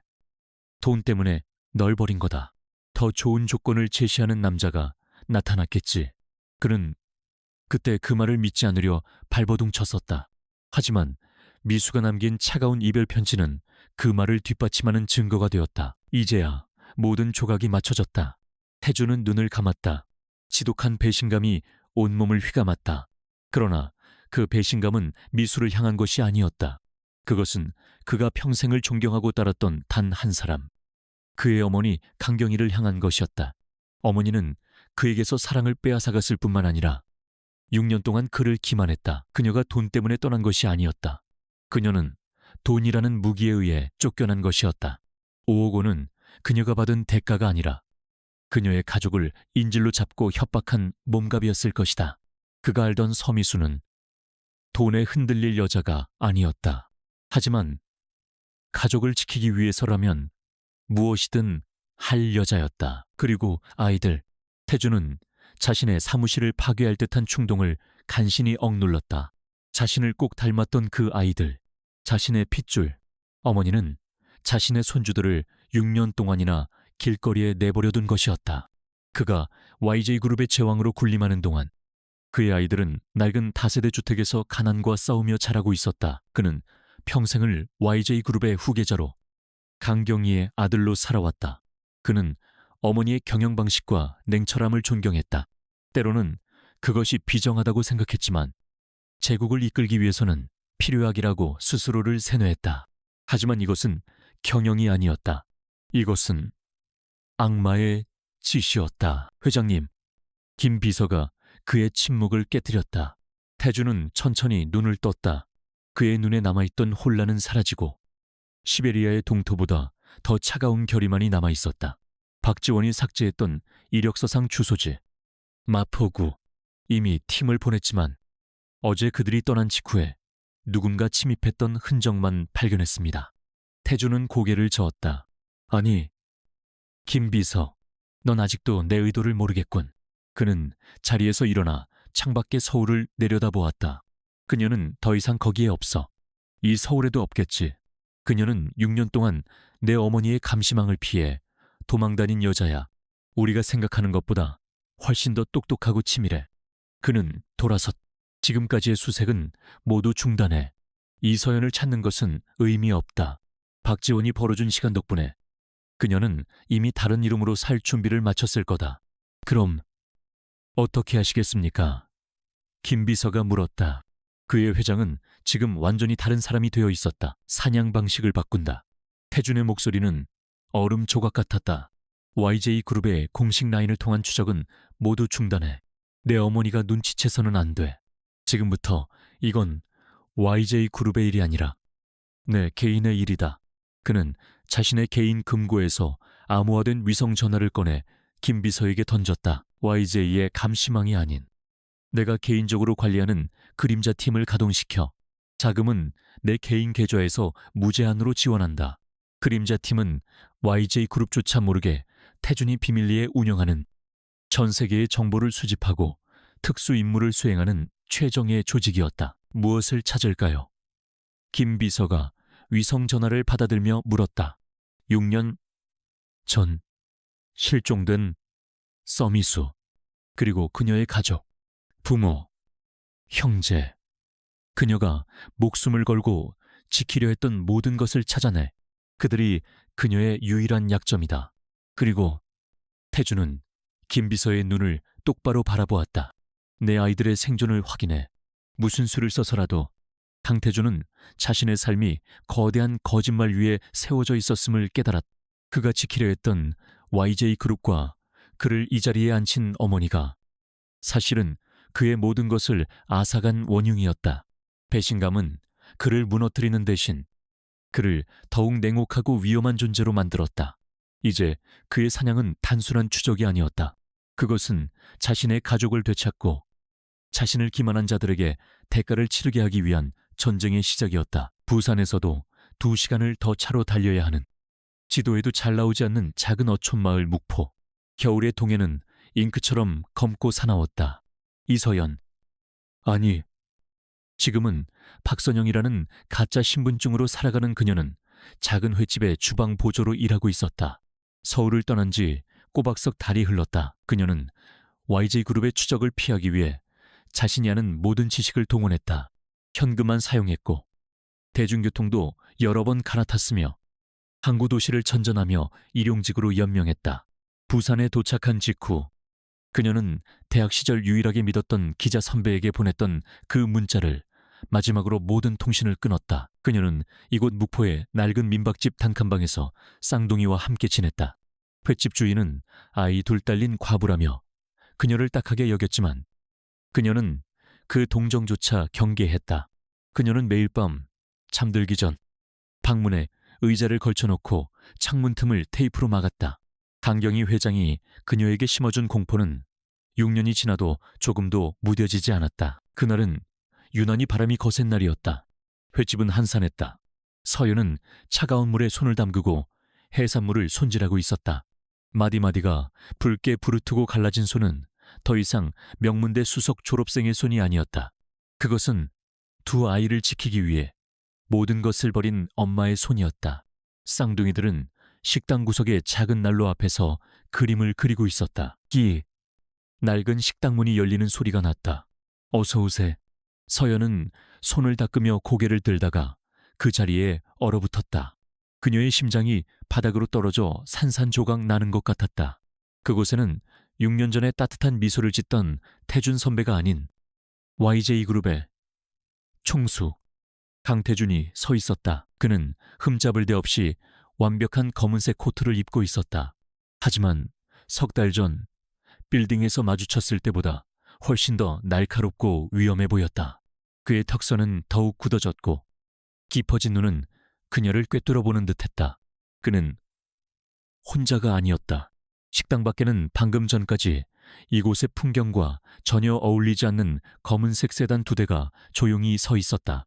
김비서로 보이는 남자가 그 곁을 지키고 있었다. 식당 주인 할머니가 반갑게 맞으려다 그에게서 뿜어져 나오는 위압적인 냉기에 눌려 뒷걸음질 쳤다. 태주는 그녀를 무시하고 오직 서연에게로 천천히 걸어왔다. 석 달이나 걸렸군. 박선영 씨, 그의 목소리는 겨울 바다보다 더 차가웠다. 그가 그녀의 가짜 이름을 부르는 순간 서연은 모든 것이 끝났음을 직감했다. 서연은 본능적으로 아이들이 있는 난로 앞을 가로막아 섰다. 그녀의 몸은 공포로 떨렸지만 눈빛만은 필사적이었다. 누구신지 모르겠네요. 잘못 찾아오셨습니다. 그녀의 목소리는 형편없이 갈라졌다. 그녀는 한 걸음 뒤로 물러서며 주방에 있는 식칼 손잡이를 곁눈질했다. 태주는 그녀의 시선을 따라 식칼을 한번 쳐다보았다. 그리고는 씁쓸하게 비웃었다. 나를 찌르기라도 하려고 그래. 그럴 수 있겠지. 6년 동안 나를 속였는데. 그는 서연의 몇 걸음 앞에서 멈춰섰다. 그의 시선이 그녀의 낡은 작업복과 상처투성이 손을 훑었다. 이게 네가 원했던 삶인가? 이게 나를 버리고 얻은 대가야. 서연은 입술을 깨물었다. 피맛이 느껴졌다. 나가주세요. 경찰 부르기 전에.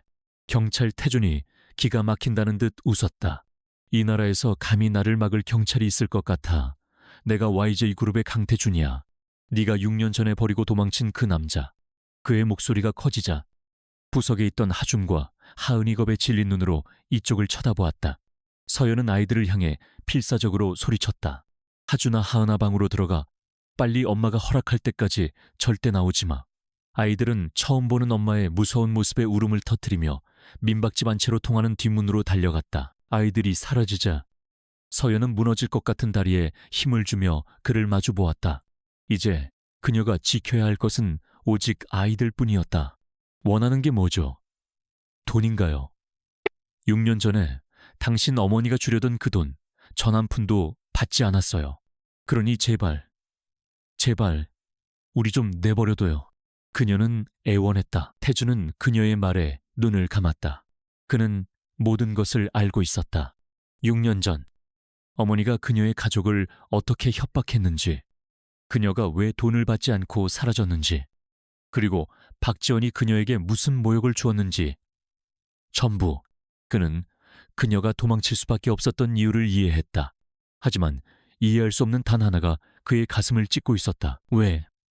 그가 조용히 물었다. 왜 나를 믿지 않았지? 그의 목소리에는 분노가 아닌 깊은 상처와 배신감이 담겨 있었다. 네가 그렇게 힘들었으면, 내 가족이 협박당했으면 왜 나에게 말하지 않았어? 내가 YJ의 후계자인 걸 알았을 때 왜 나를 찾아오지 않았어? 내가 다 막아줄 수 있었는데. 그의 절규에 가까운 외침이 서연의 마지막 남은 이성의 끈을 끊어버렸다. 그녀는 지난 6년간 억눌러왔던 모든 울분을 터뜨렸다. 그녀는 실성한 사람처럼 웃기 시작했다. 믿어 당신을 뭘 믿고 당신 어머니가 내 가족을 죽이겠다고 협박했을 때 당신은 어디 있었는데? 그녀는 그에게 달려들듯이 한 걸음 다가섰다. 눈물과 분노가 뒤엉켜 그녀의 얼굴을 일그러뜨렸다. 당신을 믿었으면 우린 어떻게 됐을 것 같아. 당신은 그때 고작 학생이었어. 당신이 뭘 할 수 있었는데. 당신 어머니와 싸워, YJ그룹이라는 괴물과 싸워 우린 다 짓밟았을 거야. 내 가족들은 길바닥에 나앉고 내 아이들은. 그녀는 말을 잇지 못했다. 당신 어머니는 내가 임신한 사실조차 몰랐어. 알았다면 당장 날 병원으로 끌고 가 아이들을 치웠겠지. 내가 도망치지 않았다면 내 아이들은 태어나지도 못했어. 당신이 그걸 알아. 그녀는 그의 가슴팍을 주먹으로 내리쳤다.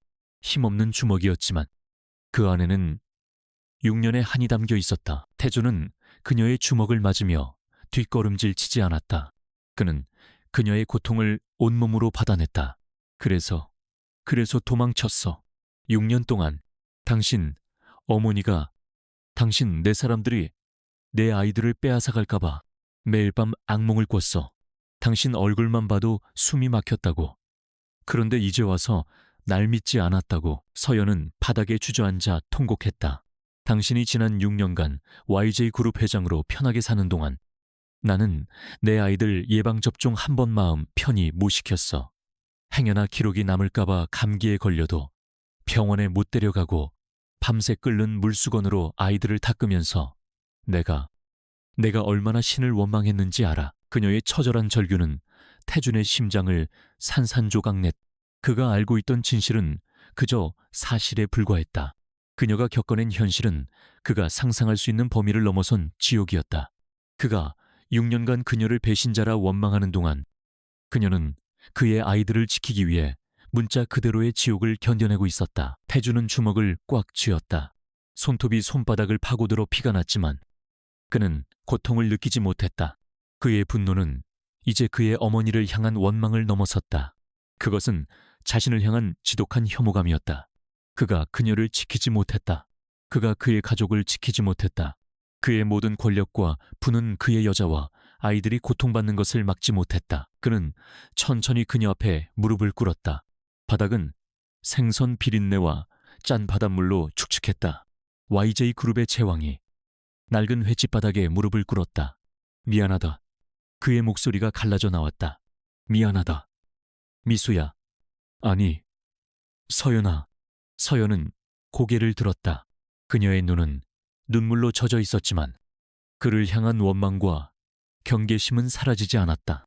당신 사과받으려고 이런 말 하는 거 아니야. 그러니까 제발 가. 아이들 포기 못해. 당신한테 절대 안 뺏겨. 차라리 여기서 당신이랑 같이 죽을 거야. 태준은 그녀의 토끼 어린 눈을 마주 보았다. 그는 그녀가 진심이라는 것을 알았다. 그는 고개를 저었다. 아니, 가지 않아. 그는 자리에서 일어섰. 그리고 내 아이들을 빼앗으러 온 것도 아니야. 그는 문 밖을 지키고 선 김비서에게 고갯짓을 했다.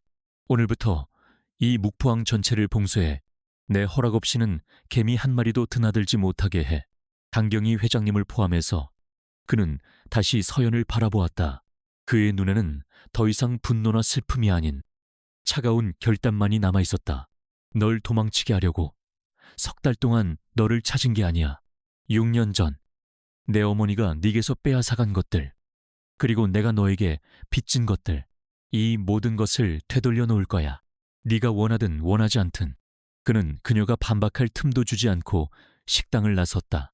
횟집 주인 할머니와 마을 사람들은 공포에 질려 그가 누구인지 수군거렸다. 서윤은 그가 나간 문을 망연자실하게 바라보았다. 그녀의 처절한 대면은 끝났지만 그것은 또 다른 거대한 폭풍의 시작일 뿐이었다. 강태준은 사과하기 위해 온 것이 아니었다. 그는 자신의 가족을 되찾고 모든 것을 바로잡기 위한 전쟁을 시작하기 위해 온 것이었다. 이서연은 횟집의 차가운 바닥에 주저앉은 채 강태준이 사라진 문을 망연자실하게 바라보았다. 그의 마지막 말은 사과가 아니었다. 그것은 선언이었다. 네가 원하든 원하지 않든. 그의 목소리에 담긴 지독한 소유욕과 결의가 그녀의 온몸을 떨리게 했다. 그는 6년 전의 강태준이 아니었다. 그는 모든 것을 가질 수 있고 모든 것을 파괴할 수 있는 YJ그룹의 제왕이었다. 그녀가 공포에 질려 있는 동안 박근임이 지옥으로 변하고 있었다. 조용하던 묵포항에 갑자기 여러 대의 검은색 세단이 더 도착했다. 차에서 내린 검은 정장의 남자들은 일사불란하게 움직이며 마을의 주요 길목을 통제하기 시작했다. 그들은 김비서의 지휘 아래 마을 입구와 항구로 나가는 배편까지 막아섰다. 마을 사람들은 겁에 질려 집 안으로 숨어들었고 횟집 주인 할머니는 서연의 곁에 다가오지도 못하고 구석에서 떨고 있었다. 이것은 경찰의 통제가 아니었다. 한 개인이 사병을 동원해 작은 마을 하나를 통째로 점령하는 영화에서나 볼 법한 비현실적인 광경이었다. 서연은 그가 말한 봉쇄가 이런 의미였음을 깨달았다. 그녀는 정신이 번쩍 들었다. 아이들. 그녀는 비틀거리며 일어섰다. 태준의 관심이 자신에게 쏠린 지금 아이들을 데리고 도망쳐야 했. 그녀는 횟집 주방을 가로질러 민박집 안채로 통하는 뒷문으로 달려갔다. 문을 열고 들어가자마자 하준과 하은이 방구석에 서로를 껴안은 채 겁에 질려 떨고 있었다. 엄마 하은이가 울음을 터뜨리며 그녀에게 달려왔다. 저 아저씨 누구야? 무서워. 하준이는 울지는 않았지만 어린아이답지 않게 입술을 굳게 다물고 경계심 가득한 눈으로 문 밖을 노려보고 있었다. 서연은 아이들을 끌어안았다. 괜찮아. 괜찮아. 엄마가 있잖아. 아무 일 없을 거야. 그녀의 목소리는 스스로가 듣기에도 심하게 떨리고 있었다. 그녀는 아이들을 데리고 창문으로 향했다. 창문 밖은 좁은 골목길이었지만 이미 그곳에도 검은 정장의 남자가 서 있었다. 도망칠 곳은 없었다. 강태준은 그녀가 생각할 수 있는 모든 퇴로를 완벽하게 차단했다. 그녀는 거대한 덫에 걸린 짐승이었다. 그때 그녀가 잠갔던 방문이 철컥 소리를 내며 열렸다. 서연은 비명을 지르며 아이들을 자신의 등 뒤로 숨겼다. 문 앞에는 강태준이 서 있었다. 그는 식당에서와는 달리 이루 말할 수 없는 복잡한 표정으로 방 안을, 아니, 정확히는 그녀의 등 뒤에 숨어있는 두 아이를 바라보고 있었다. 나가. 서연이 악을 썼다. 당장 나가. 내 아이들한테서 떨어져. 그녀는 손에 잡히는 대로 베개를 집어 그에게 던졌다. 베개는 힘없이 그의 발치에 떨어졌다. 태준은 그녀의 히스테릭한 반응에도 꿈쩍하지 않았다. 그는 천천히 동물에게 다가가듯 조심스럽게 방 안으로 한 걸음 들어섰. 그의 시선은 오직 두 아이에게 고정되어 있었다. 그는 6년 전 로비에서 스치듯 보았던 그 얼굴들을 이제야 제대로 마주하고 있었. 숨막히는 침묵 속에서 아이들의 겁에 질린 숨소리만이 들렸다. 그는 아이들의 얼굴을 하나하나 뜯어보았다. 그리고 그 순간 그의 냉철했던 가면이 산산조각 나기 시작했다. 하은이는 서연을 닮아 큰 눈망울을 가졌지만 겁에 질려 앙담은 입술의 모양은 태준 자신과 놀라울 정도로 닮아 있었다. 그리고 하준이, 남자아이, 서연의 등 뒤에서 고개만 빼꼼 내민 채 두려움 속에서도 지지 않으려는 듯 그를 노려보는 그 반항적인 눈빛. 그것은 강태준, 자신의 어린 시절을 거울로 보는 듯했다. 그는 자신의 책상 서랍에 깊숙이 보관되어 있던 아버지와 찍은 유일한 사진 속 자신의 모습을 떠올렸다. 오만하고 세상에 불만이 가득했던 8살의 강태준. 하준의 얼굴은 그와 정확히 겹쳐졌다. 태준은 숨이 멎는 것 같았다. 머릿속에서 수천 개의 종이 울리는 듯한 이명이 들렸다. 그의 몸이 미세하게 떨리기 시작했다. YJ그룹의 총수가, 그 어떤 위기 앞에서도 흔들리지 않던 그가 고작 5살배기 아이의 눈빛 하나에 무너져 내리고 있었다. 그는 6년 전의 퍼즐 조각들이 이 아이들의 얼굴에서 완벽하게 맞춰지는 것을 느꼈다. 5세, 6년 전의 실종, 이서연의 도주. 그는 서연을 바라보았다. 그녀는 여전히 그를 적으로 규정하고 경계하고 있었다. 하지만 태준에게는 더 이상 그녀의 경계심 따위는 중요하지 않았다. 오직 확인해야 할 단 하나의 진실만이 남았을 뿐이었다. 그의 목소리는 물에 잠긴 듯 낮고 거칠게 새어나왔다. 내 아이들이냐? 그것은 질문이 아니었다. 이미 답을 알고 있는 자의 확인이었다. 그는 그녀가 아니라고 대답하리라 기대하지 않았다. 그는 그저 그녀의 입에서 나오는 지독히도 당연한 그 진실을 듣고 싶었을 뿐이었다. 그녀가 어떤 거짓말로 자신을 속여왔는지, 아니, 그가 어떤 진실을 외면하고 살아왔는지 확인하고 싶었다. 서연은 그의 직설적인 물음에 온몸에 피가 빠져나가는 것 같았다. 그녀는 입술을 달싹였지만 아무 말도 나오지 않았다. 그녀가 지난 6년간 목숨을 걸고 지켜온 비밀이었다. 그 비밀이 이렇게 허무하게 이 작은 어촌 마을의 단칸방에서 폭로되려 하고 있었다. 그녀는 고개를 저으려 했지만 몸이 말을 듣지 않았다. 태준은 그녀의 침묵을 긍정으로 받아들였다. 그는 비틀거리며 한 걸음 물러나 문틀을 짚었다. 그는 실소를 터뜨렸다. 그것은 기쁨도 분노도 아닌 지독한 허무함과 죄책감이 뒤섞인 웃음이었다. 그래, 그랬구나. 내 아이들이었어. 6년 동안 내 아이들이 이런 곳에서. 그는 서연을 바라보았다. 그녀가 6년간 어떤 지옥을 견뎌왔는지, 그녀가 횟집 주방에서 상처투성이 손으로 해산물을 손질하면서까지 지키려 했던 것이 무엇인지, 그제야 온몸으로 깨달았다. 그것은 그녀의 자존심이나 돈이 아니었다. 바로 그의 아이들, 자신의 핏줄이었다. 그때 서연애 등 뒤에 숨어있던 하준이가 용기를 내어 앞으로 나섰다. 우리 엄마 괴롭히지 마. 아저씨 나빠저리가. 아이는 작은 주먹을 쥐고 태준을 노려보았다. 그 모습은 태준에게 두 번째 충격을 안겨주었다. 그는 그 작은 아이에게서 자신을 지키기 위해 어머니에게 맞서던 자신의 과거를 보았다. 태준은 하준의 그 용감한 눈빛을 마주하다가 결국 무너져 내렸다. 그는 벽에 등을 기댄 채 천천히 주저앉았다. 그의 어깨가 가늘게 떨리고 있었다. 그가 울고 있었다. 소리 없는 눈물이었다. 6년간 억눌러왔던 배신감, 원망, 그리고 오늘 확인한 진실에 대한 충격, 아이들에 대한 미안함, 서연에 대한 죄책감이 한꺼번에 폭발했다. 그는 YJ그룹의 회장으로서가 아니라 한 아버지로서, 한 남자로서 울고 있었다. 내가 무슨 짓을. 그는 자신의 어머니가, 그리고 그 자신을 포함한 YJ그룹이라는 괴물이 한 여자의 인생과 자신의 아이들의 유년기를 어떻게 짓밟아왔는지 통감했다. 서연은 태준의 눈물을 보고 그 자리에 얼어붙었다. 그녀가 상상했던 그 어떤 반응도 아니었다. 아이들을 강제로 빼앗아가거나 그녀를 비난하거나 혹은 다시 돈으로 회유하려 할 줄 알았다. 하지만 그는 울고 있었다. 6년 전 따뜻했던 그 태준 선배가 그곳에 있었다. 그녀의 마음속에서 6년간 쌓아 올렸던 증오와 경계의 벽이 무너져 내리기 시작했다. 그녀 역시 바닥에 주저앉아 소리내어 울기 시작했다. 그것은 공포의 눈물이 아니라 6년간의 서름과 고통을 토해내는 눈물이었다. 방 안은 두 어른의 서러운 울음소리와 아이들의 겁에 질린 흐느낌으로 가득 찼다. 한참의 시간이 흘렀다. 태준은 붉게 충혈된 눈을 들어 서연을 바라보았다. 그는 천천히 일어섰다.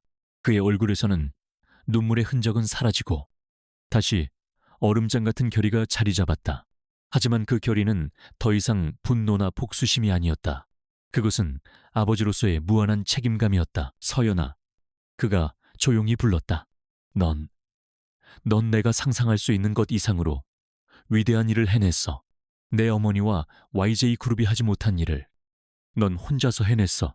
내 아이들을, 우리 아이들을 지켜냈어. 그는 아이들에게 천천히 다가갔다. 아이들은 여전히 경계했지만 아까처럼 소리 지르지는 않았다. 그는 아이들 앞에 무릎을 꿇었다. 그는 하준과 하은의 머리를 쓰다듬으려 손을 뻗었다가 아이들이 움찔하는 것을 보고 허공에서 손을 멈췄다. 그는 쓴웃음을 지었다. 아빠가 미안하다. 너무 늦게 와서. 그는 아이들에게서 시선을 떼지 않은 채 서연에게 말했다. 이제 다 끝났어. 더 이상 도망치지 않아도 돼. 내가 왔으니까. 서연이 고개를 들었다. 뭘 어쩔 생각인데요? 당신 어머니가 이걸 알면 알게 되겠지. 태준이 그녀의 말을 잘랐다. 그리고 그 대가를 치르게 될 거야. 6년 동안 내 아이들을 길거리에 방치한 데가 감히 내 가족을 건드린 대가를. 그는 자리에서 일어났다. 그리고 문 밖을 지키고 있던 김 비서에게 명령했다. 헬기 준비시켜. 지금 당장 서울로 돌아간다. YJ그룹 본사가 아니라 내 펜트하우스로. 그리고 YJ그룹의 모든 의료팀을 펜트하우스로 소집해 내 아이들의 건강 상태부터 체크해야겠다. 서연은 그의 결정에 반박할 기력도 의지도 없었다. 그녀는 지난 6년간 너무 지쳐 있었다. 강태준은 그녀에게 선택권을 주지 않았다.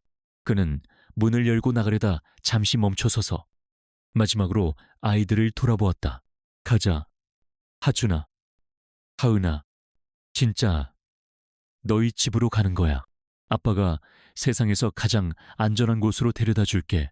그의 목소리에는 거부할 수 없는 힘이 실려 있었다. 6년간의 긴 도피는 그렇게 끝이 났다. 하지만 서연은 직감했다. 이것은 끝이 아니라 YJ그룹이라는 거대한 폭풍의 눈 속으로 들어가는 또 다른 전쟁의 시작일 뿐이라는 것을. YJ그룹 본사 옥상 헬리패드에 검은색 헬리콥터가 육중하게 내려앉았다. 프로펠러가 멈추자 묵포항의 비릿한 바닷바람과는 질이 다른 서울 상공 70층의 차갑고 날카로운 공기가 이서연의 뺨을 때렸다. 강태준은 잠든 하은을 코트 자락으로 감싸 안았다. 서연은 낯선 환경에 겁먹은 하준의 손을 꽉 잡았다. 펜트하우스 내부는 병원을 방불케 했다. 태준의 명령에 YJ 그룹 소속 최고의 의료팀이 대기하고 있었다. 서연은 반항할 기력도 없이 아이들이 각종 검사를 받는 것을 지켜보았다. 태준은 의사들의 보고를 들으며 굳은 얼굴로 서 있었다. 경미한 영양 불균형 외에는 기적적으로 건강합니다. 그의 주먹이 더 세게 쥐어졌다. 아이들이 따뜻한 물로 씻고 새 옷을 입은 뒤 태준은 서연을 자신의 서재로 불렀다. 서재는 방이라기보다 거대한 도서관 같았다. 통유리창 밖으로 서울의 야경이 발 아래 펼쳐져 있었다. 내일 오전 10시 임시이사회가 소집될 겁니다. 태준이 창밖을 바라보며 말했다. 그의 목소리에는 어떤 감정도 실려 있지 않았다. 서연은 마른 침을 삼켰다. 날 어떻게 하려는 거죠? 그녀는 여전히 그를 경계하고 있었다. 태준은 그녀를 돌아보았다. 당신을 어떻게 하려는 게 아니야. 모든 것을 제자리로 돌려놓으려는 거지. 그는 태블릿 PC 하나를 그녀에게 건넸다.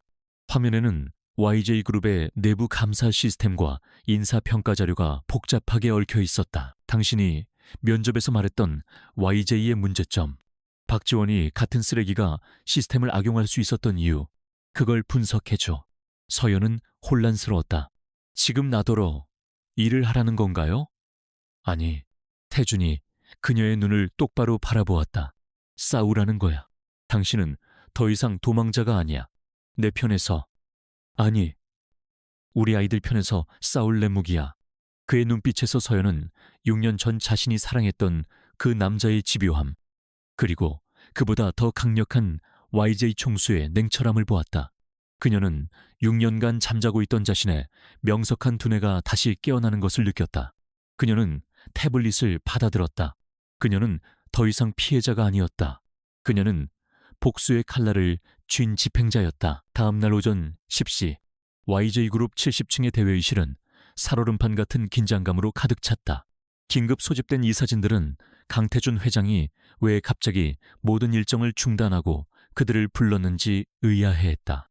그들 중에는 YJ그룹의 상징이자 태준의 어머니인 강경희 명예회장도 불쾌한 표정으로 앉아 있었다. 문이 열리고 강태준이 들어섰다. 그의 아우라는 평소보다 몇 배는 더 차갑고 위압적이었다. 그는 회장석에 앉지 않고 회의실 정면 스크린 앞에 섰다. 바쁘신 와중에 긴급히 모이게 해드려 죄송합니다. 오늘 이 자리는 YJ그룹의 근간을 좀먹고 있는 암세포를 도려내기 위해 마련되었습니다. 이사진들이 술렁였다. 강경희가 불쾌한 듯 입을 열었다. 태준아, 무슨 일인지는 모르겠다만 그룹의 중대사는 이사회와 논의해서 논의는 없습니다. 명예회장님, 태준이 그녀의 말을 차갑게 잘랐다. 오늘은 통보만 있을 뿐입니다. 그는 김비서에게 고갯짓을 했다. 회의실 뒷문이 열리고 감사팀 직원들에게 양팔이 붙들린 박지원 전 인사팀장이 끌려 들어왔다. 그녀의 얼굴은 사색이 되어 있었다. 회장님, 이게 무슨 짓입니까?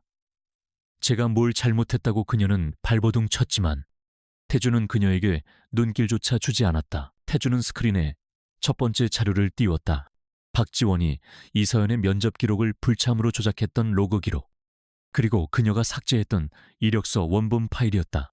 박지원 전 팀장, 귀하는 우수인재를 개인적인 편견으로 차별 탈락시켰을 뿐만 아니라 회사의 공식 문서를 위조하고 데이터를 파기하여 회장의 업무를 조직적으로 방해했다. 박지원은 그제야 모든 것을 깨닫고 강경희를 향해 절규했다. 명예회장님 살려주십시오. 저는 그저 회장님의 뜻을... 강경희는 그녀를 모른다는 듯 차갑게 외면했다. 태준은 비웃었다. 감히 누구에게 구명을 요청하는 거지.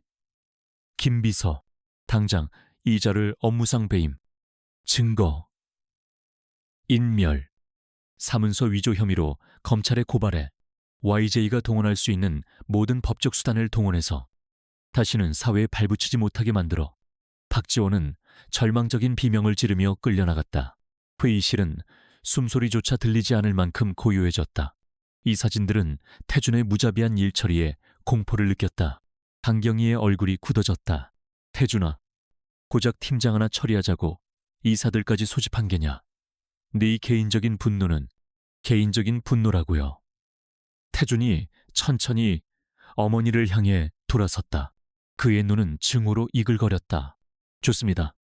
그럼 이제부터 정말 개인적인 이야기를 해보죠. 그는 스크린에 두 번째 자료를 띄웠다. 6년 전 YJ 재단에서 빠져나간 5억 원의 자금 흐름도였다. 페이퍼 컴퍼니와 차명 계좌, 그리고 현금 인출 기록까지. 강경희의 얼굴이 하얗게 질렸다. 이게 지금 무엇을 의미하는 게냐? 그녀의 목소리가 미세하게 떨렸다. 당신이 더 잘 알 텐데요.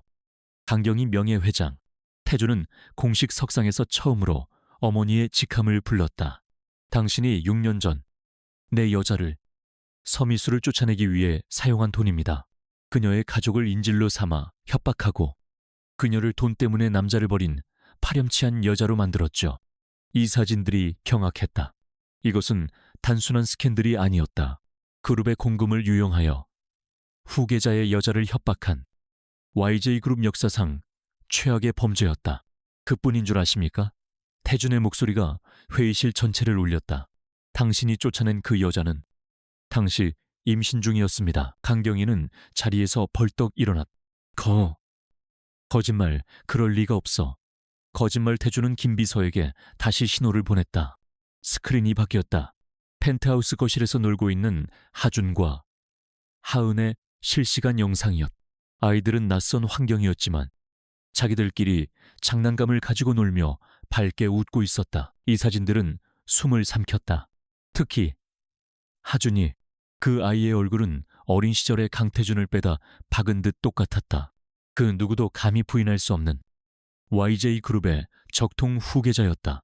당신은 태준이 어머니를 향해 손가락질했다. 당신은 감히 내 아이들을, YJ의 후계자들을 6년 동안 길거리에서 비참하게 살도록 방치했습니다. 이게 당신이 지키려 했던 YJ의 명예입니까? 강경희는 다리가 풀린 듯 의자에 다시 주저앉았다. 그녀는 스크린 속의 아이들에게서 눈을 떼지 못했다. 그녀의 완벽했던 제국이 무너져 내리는 소리가 들렸다. 그녀는 아들을 이기기 위해 모든 것을 걸었지만 손주라는 변수는 계산에 넣지 못했다. 회의실 문이 다시 열렸다. 이번에는 박지원처럼 끌려 들어온 것이 아니었다. 단정하지만 날카로운 비즈니스 정장을 입은 이서연이 당당하게 걸어 들어왔다. 그녀는 더 이상 묵포항의 초라한 여인이 아니었다. 그녀의 눈은 6년 전 법대 수석이었던 서미수의 총명함으로 빛나고 있었다. 이 사진들은 갑자기 등장한 이 비극의 여주인공을 혼란스럽게 쳐다보았다. 서연은 강경희에게는 눈길조차 주지 않고 태준의 옆자리에 섰다.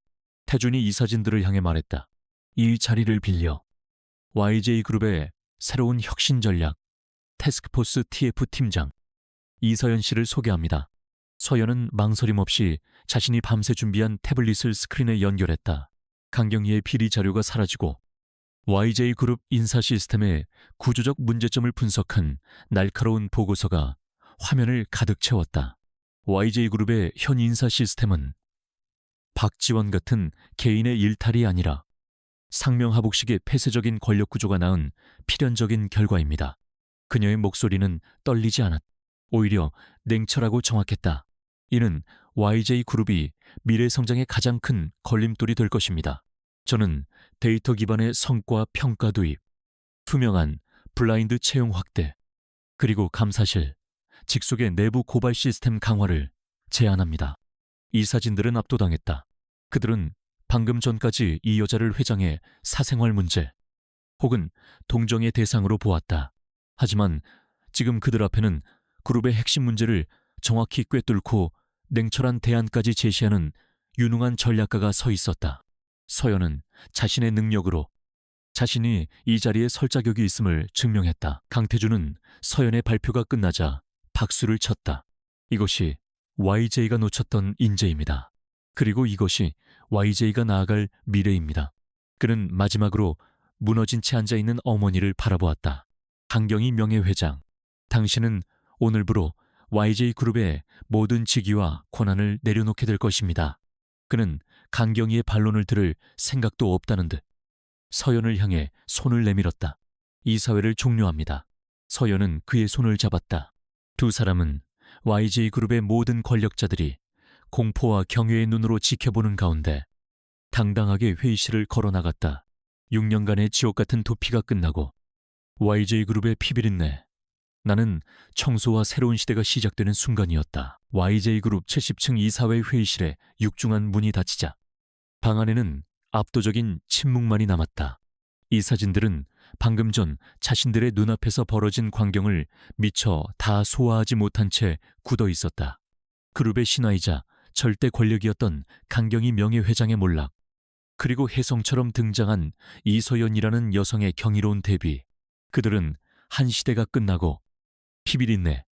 나는 숙청과 함께 새로운 시대가 시작되었음을 직감했다. 강경희는 텅 빈 회의실에 홀로 남겨졌다. 스크린에는 여전히 그녀의 손주들인 하준과 하은의 천진난만한 모습이 나오고 있었다. 그녀가 평생을 바쳐 이룩한 제국 YJ그룹이 고작 몇 분 만에 아들의 손에 넘어갔다. 아니, 아들이 아니라 자신이 6년 전 짓밟았던 그 여자와 존재조차 몰랐던 핏줄에게 무너진 것이었다. 그녀의 눈은 초점을 잃고 허공을 응시했다. 그녀의 오만함이 모든 것을 망쳤다. 그녀는 아들을 통제하려 했지만 결국 아들을 자신에게 칼을 겨누는 괴물로 만들었다. 그녀가 이서연의 존재를 처음 알았을 때 그녀를 그저 아들의 앞길을 막는 하찮은 장애물로 여겼다. 그녀의 능력과 그릇을 알아보지 못했다. 그리고 그 오만함의 대가로 그녀는 모든 것을 잃었다. 얼마 후 박지원 전 팀장에 대한 뉴스가 언론을 뒤덮었다. 그녀는 YJ그룹의 공식적인 고발 조치로 인해 즉각 검찰에 체포되었다. 횡령, 배임, 증거, 인멸, 사문서 위조, YJ그룹 법무팀이 동원할 수 있는 모든 죄목이 그녀를 옥죄었다. 그녀는 법정에서 강경희 명예회장의 지시가 있었다고 절규했지만 이미 모든 권력을 잃은 강경희는 그녀를 외면했다. 박지원의 몰락은 YJ그룹 내부에 만연해 있던 부패와 차별의 상징적인 종말이었다. 그녀는 자신이 아이들이나 돌보라며 모욕했던 그 여성이 자신을 감옥으로 보내고 그룹 전체를 뒤흔들 핵심 인물이 될 줄은 꿈에도 몰랐다. 그녀의 오만은 그렇게 법의 심판을 받으며 비참한 종말을 고했다. 강경희 명예회장은 다음 날 건강상의 이유로 YJ그룹의 모든 직위에서 자진 사임한다는 공식 발표를 했다. 그녀는 자신이 평생을 바친 YJ그룹 본사에서 쫓겨나듯 물러났다. 그녀가 마지막으로 마주친 것은 펜트하우스 엘리베이터 앞에서 아이들의 손을 잡고 서 있던 아들 강태준이었다. 두 사람 사이에는 아무런 대화도 오가지 않았다. 강경희는 자신의 손주들을 자신을 꼭 닮았지만 자신을 경계하는 그 아이들을 처음이자 마지막으로 마주보았다. 그녀는 그제야 자신이 무엇을 잃었는지 깨달았지만 때는 너무 늦었다. 태준은 그녀에게 고개조차 숙이지 않았다. 그것이 아들이 어머니에게 가하는 가장 잔인하고도 완벽한 복수였다. 시간이 흘러 YJ그룹에는 거대한 변화의 바람이 불었다. 이서연 혁신 전략, TF는 그룹의 심장부가 되었다. 서연은 묵포항의 낡은 횟집에서 일하던 비참한 여인이 아니었다. 그녀는 6년의 공백이 무색할 만큼 날카로운 통찰력과 추진력으로 그룹의 낡은 관행들을 하나씩 부수기 시작했다. 그녀는 박지원이 악용했던 인사 시스템을 전면 개편했다. 학력, 성별, 나이, 심지어 결혼 여부까지 배제한 블라인드 채용 시스템을 도입했다. 모든 평가는 오직 데이터와 성과에 기반했다. 그녀의 개혁은 초기에는 기존 임원들의 거센 반발에 부딪혔지만 강태준이라는 절대적인 방패가 그녀를 지지했다. 이 사진들은 더 이상 이서연을 회장의 여자로 보지 않았다. 그들은 그녀를 YJ의 미래 그 자체로 보았다. 그녀의 능력은 진짜역. 그녀의 비전은 그룹을 한 단계 더 도약시키고 있었다. 그녀는 YJ그룹에 입사하기 위해 면접을 봤던 그날 자신이 말했던 모든 것을 스스로의 힘으로 실현하고 있었다. 펜트하우스의 차가운 공기는 서서히 온기를 되찾기 시작했다. 그곳은 더 이상 YJ그룹의 총수가 머무는 성체가 아니라 네 가족이 함께 사는 집이 되어가고 있었다. 하준과 하은은 전문 의료진의 관리와 따뜻한 환경 속에서 빠르게 안정을 되찾았다. 아이들은 6년 만에 처음으로 자기 방이라는 것을 갖게 되었다. 강태준은 서툰 아버지였다. 그는 평생 누군가를 돌보는 법을 배우지 못했다. 그는 아이들에게 세상에서 가장 비싼 장난감을 사주었지만 아이들은 그것을 어떻게 가지고 노는지 몰라 멀뚱히 바라볼 뿐이었다. 그는 자신이 6년 동안 아이들의 삶에서 부재했다는 사실을 매 순간 고통스럽게 깨달아야 했다. 어느 날 밤 하준이가 몰래 거실로 나와 냉장고를 뒤지는 것을 태준이 발견했다. 아이는 낯선 환경에 불안해하며 6년간의 습관처럼 먹을 것을 숨기려 했던 것이다. 태준은 그 작은 등 뒤에서 아무 말도 하지 못했다. 그는 하준에게 다가가 조용히 무릎을 꿇었다. 하준아, 이제 아무것도 숨기지 않아도 돼. 여긴 내 집이야. 하준은 경계심 가득한 눈으로 아빠를 바라보았다. 태준은 서툴게 아이를 품에 안았다. 아빠가 너무 늦어서 미안하다. 하준이는 한참을 가만히 있다가 작은 손으로 태준의 등을 토닥였다. 그 작은 위로에 강태준은 또다시 소리 없이 울었다. 그는 비로소 아버지가 되는 법을 배우기 시작했다. 서연과의 관계도 마찬가지였다. 두 사람 사이에는 6년이라는 거대한 강이 흘렀다. 그 강은 사랑만으로는 건널 수 없었다. 그것은 죄책감과 원망, 고통과 상실로 얼룩진 강이었다. 그들은 연인이기 전에 두 아이의 부모로서 그리고 YJ그룹을 이끄는 동료로서 서로를 다시 마주보았. 어느 늦은 밤 서재에서 함께 야근을 하던 중 태준이 먼저 입을 열었다. 당신이 그룹을 바꾸는 것을 보면 내가 6년 전 당신을 얼마나 과소평가했는지 깨닫게 돼. 당신은 내 어머니보다 훨씬 강한 사람이야. 그의 목소리에는 깊은 존경심이 담겨 있었다. 서연은 모니터에서 눈을 떼고 그를 바라보았다. 전 강하지 않아요. 단지 엄마였을 뿐이에요. 하준이와 하은이가 없었다면 전 진작에 무너졌을 거예요. 그녀는 창밖의 야경을 바라보았다. 우리가 잃어버린 6년은 돌아오지 않아요. 태준 씨, 우린 그걸 보상받을 수 없어요. 그녀는 태준에게 다가갔다. 하지만 우린 내일을 만들 수는 있어요. 다시는 박지원 같은 사람이 누군가의 삶을 짓밟지 못하도록, 다시는 당신 어머니 같은 사람이 권력으로 모든 것을 덮지 못하도록 우리 아이들이 살아갈 세상은 그래야 해요. 태준은 그녀의 손을 잡았다. 그들의 손은 뜨겁지 않았지만 그 어떤 연인의 손길보다 단단했다. 몇 달 후 따뜻한 봄날 아침 YJ그룹 본사 로비는 분주했다. 그날은 이서연이 이끄는 혁신 TF의 성과 발표가 있는 날이었다. 1층 로비. 6년 전 서연이 아이들의 손을 잡고 수치심 속에 서 있던 바로 그 자리로 VIP 엘리베이터 문이 열리고 네 사람이 걸어 나왔다. 강태준은 완벽한 슈트 차림으로 하준의 손을 잡고 있었고 이서연은 당당한 비즈니스 슈트 차림으로 하은의 손을 잡고 있었다.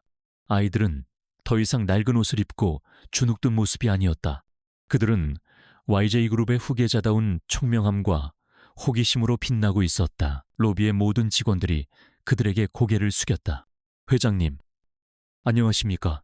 팀장님, 안녕하십니까?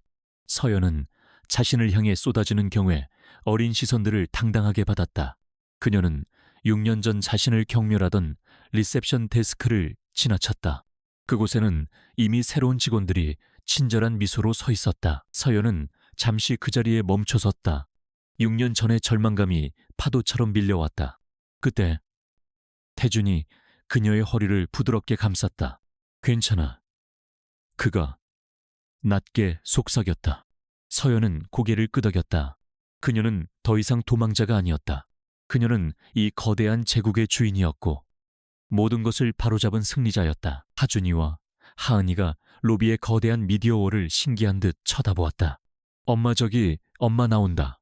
이서연의 인터뷰 영상이 YJ그룹의 비전과 함께 흘러나오고 있었다. 서연은 아이들을 보며 환하게 웃었다. 강태준도 그 모습을 보며 따뜻하게 미소 지었다. 네 사람의 가족, YJ그룹의 새로운 심장이었다. 가난한 엄마가 쌍둥이와 함께 면접을 보러 왔다가 거절당했던 그날, 그들의 비극은 시작되었다. 그러나 억만장자가 그녀의 얼굴을 본 순간 운명은 다시 시작되었다. 이제 그들은 YJ그룹의 심장부로 함께 걸어가고 있었다. 과거의 상처를 딛고 정의와 능력이 승리하는 새로운 미래를 열기 위해서였다.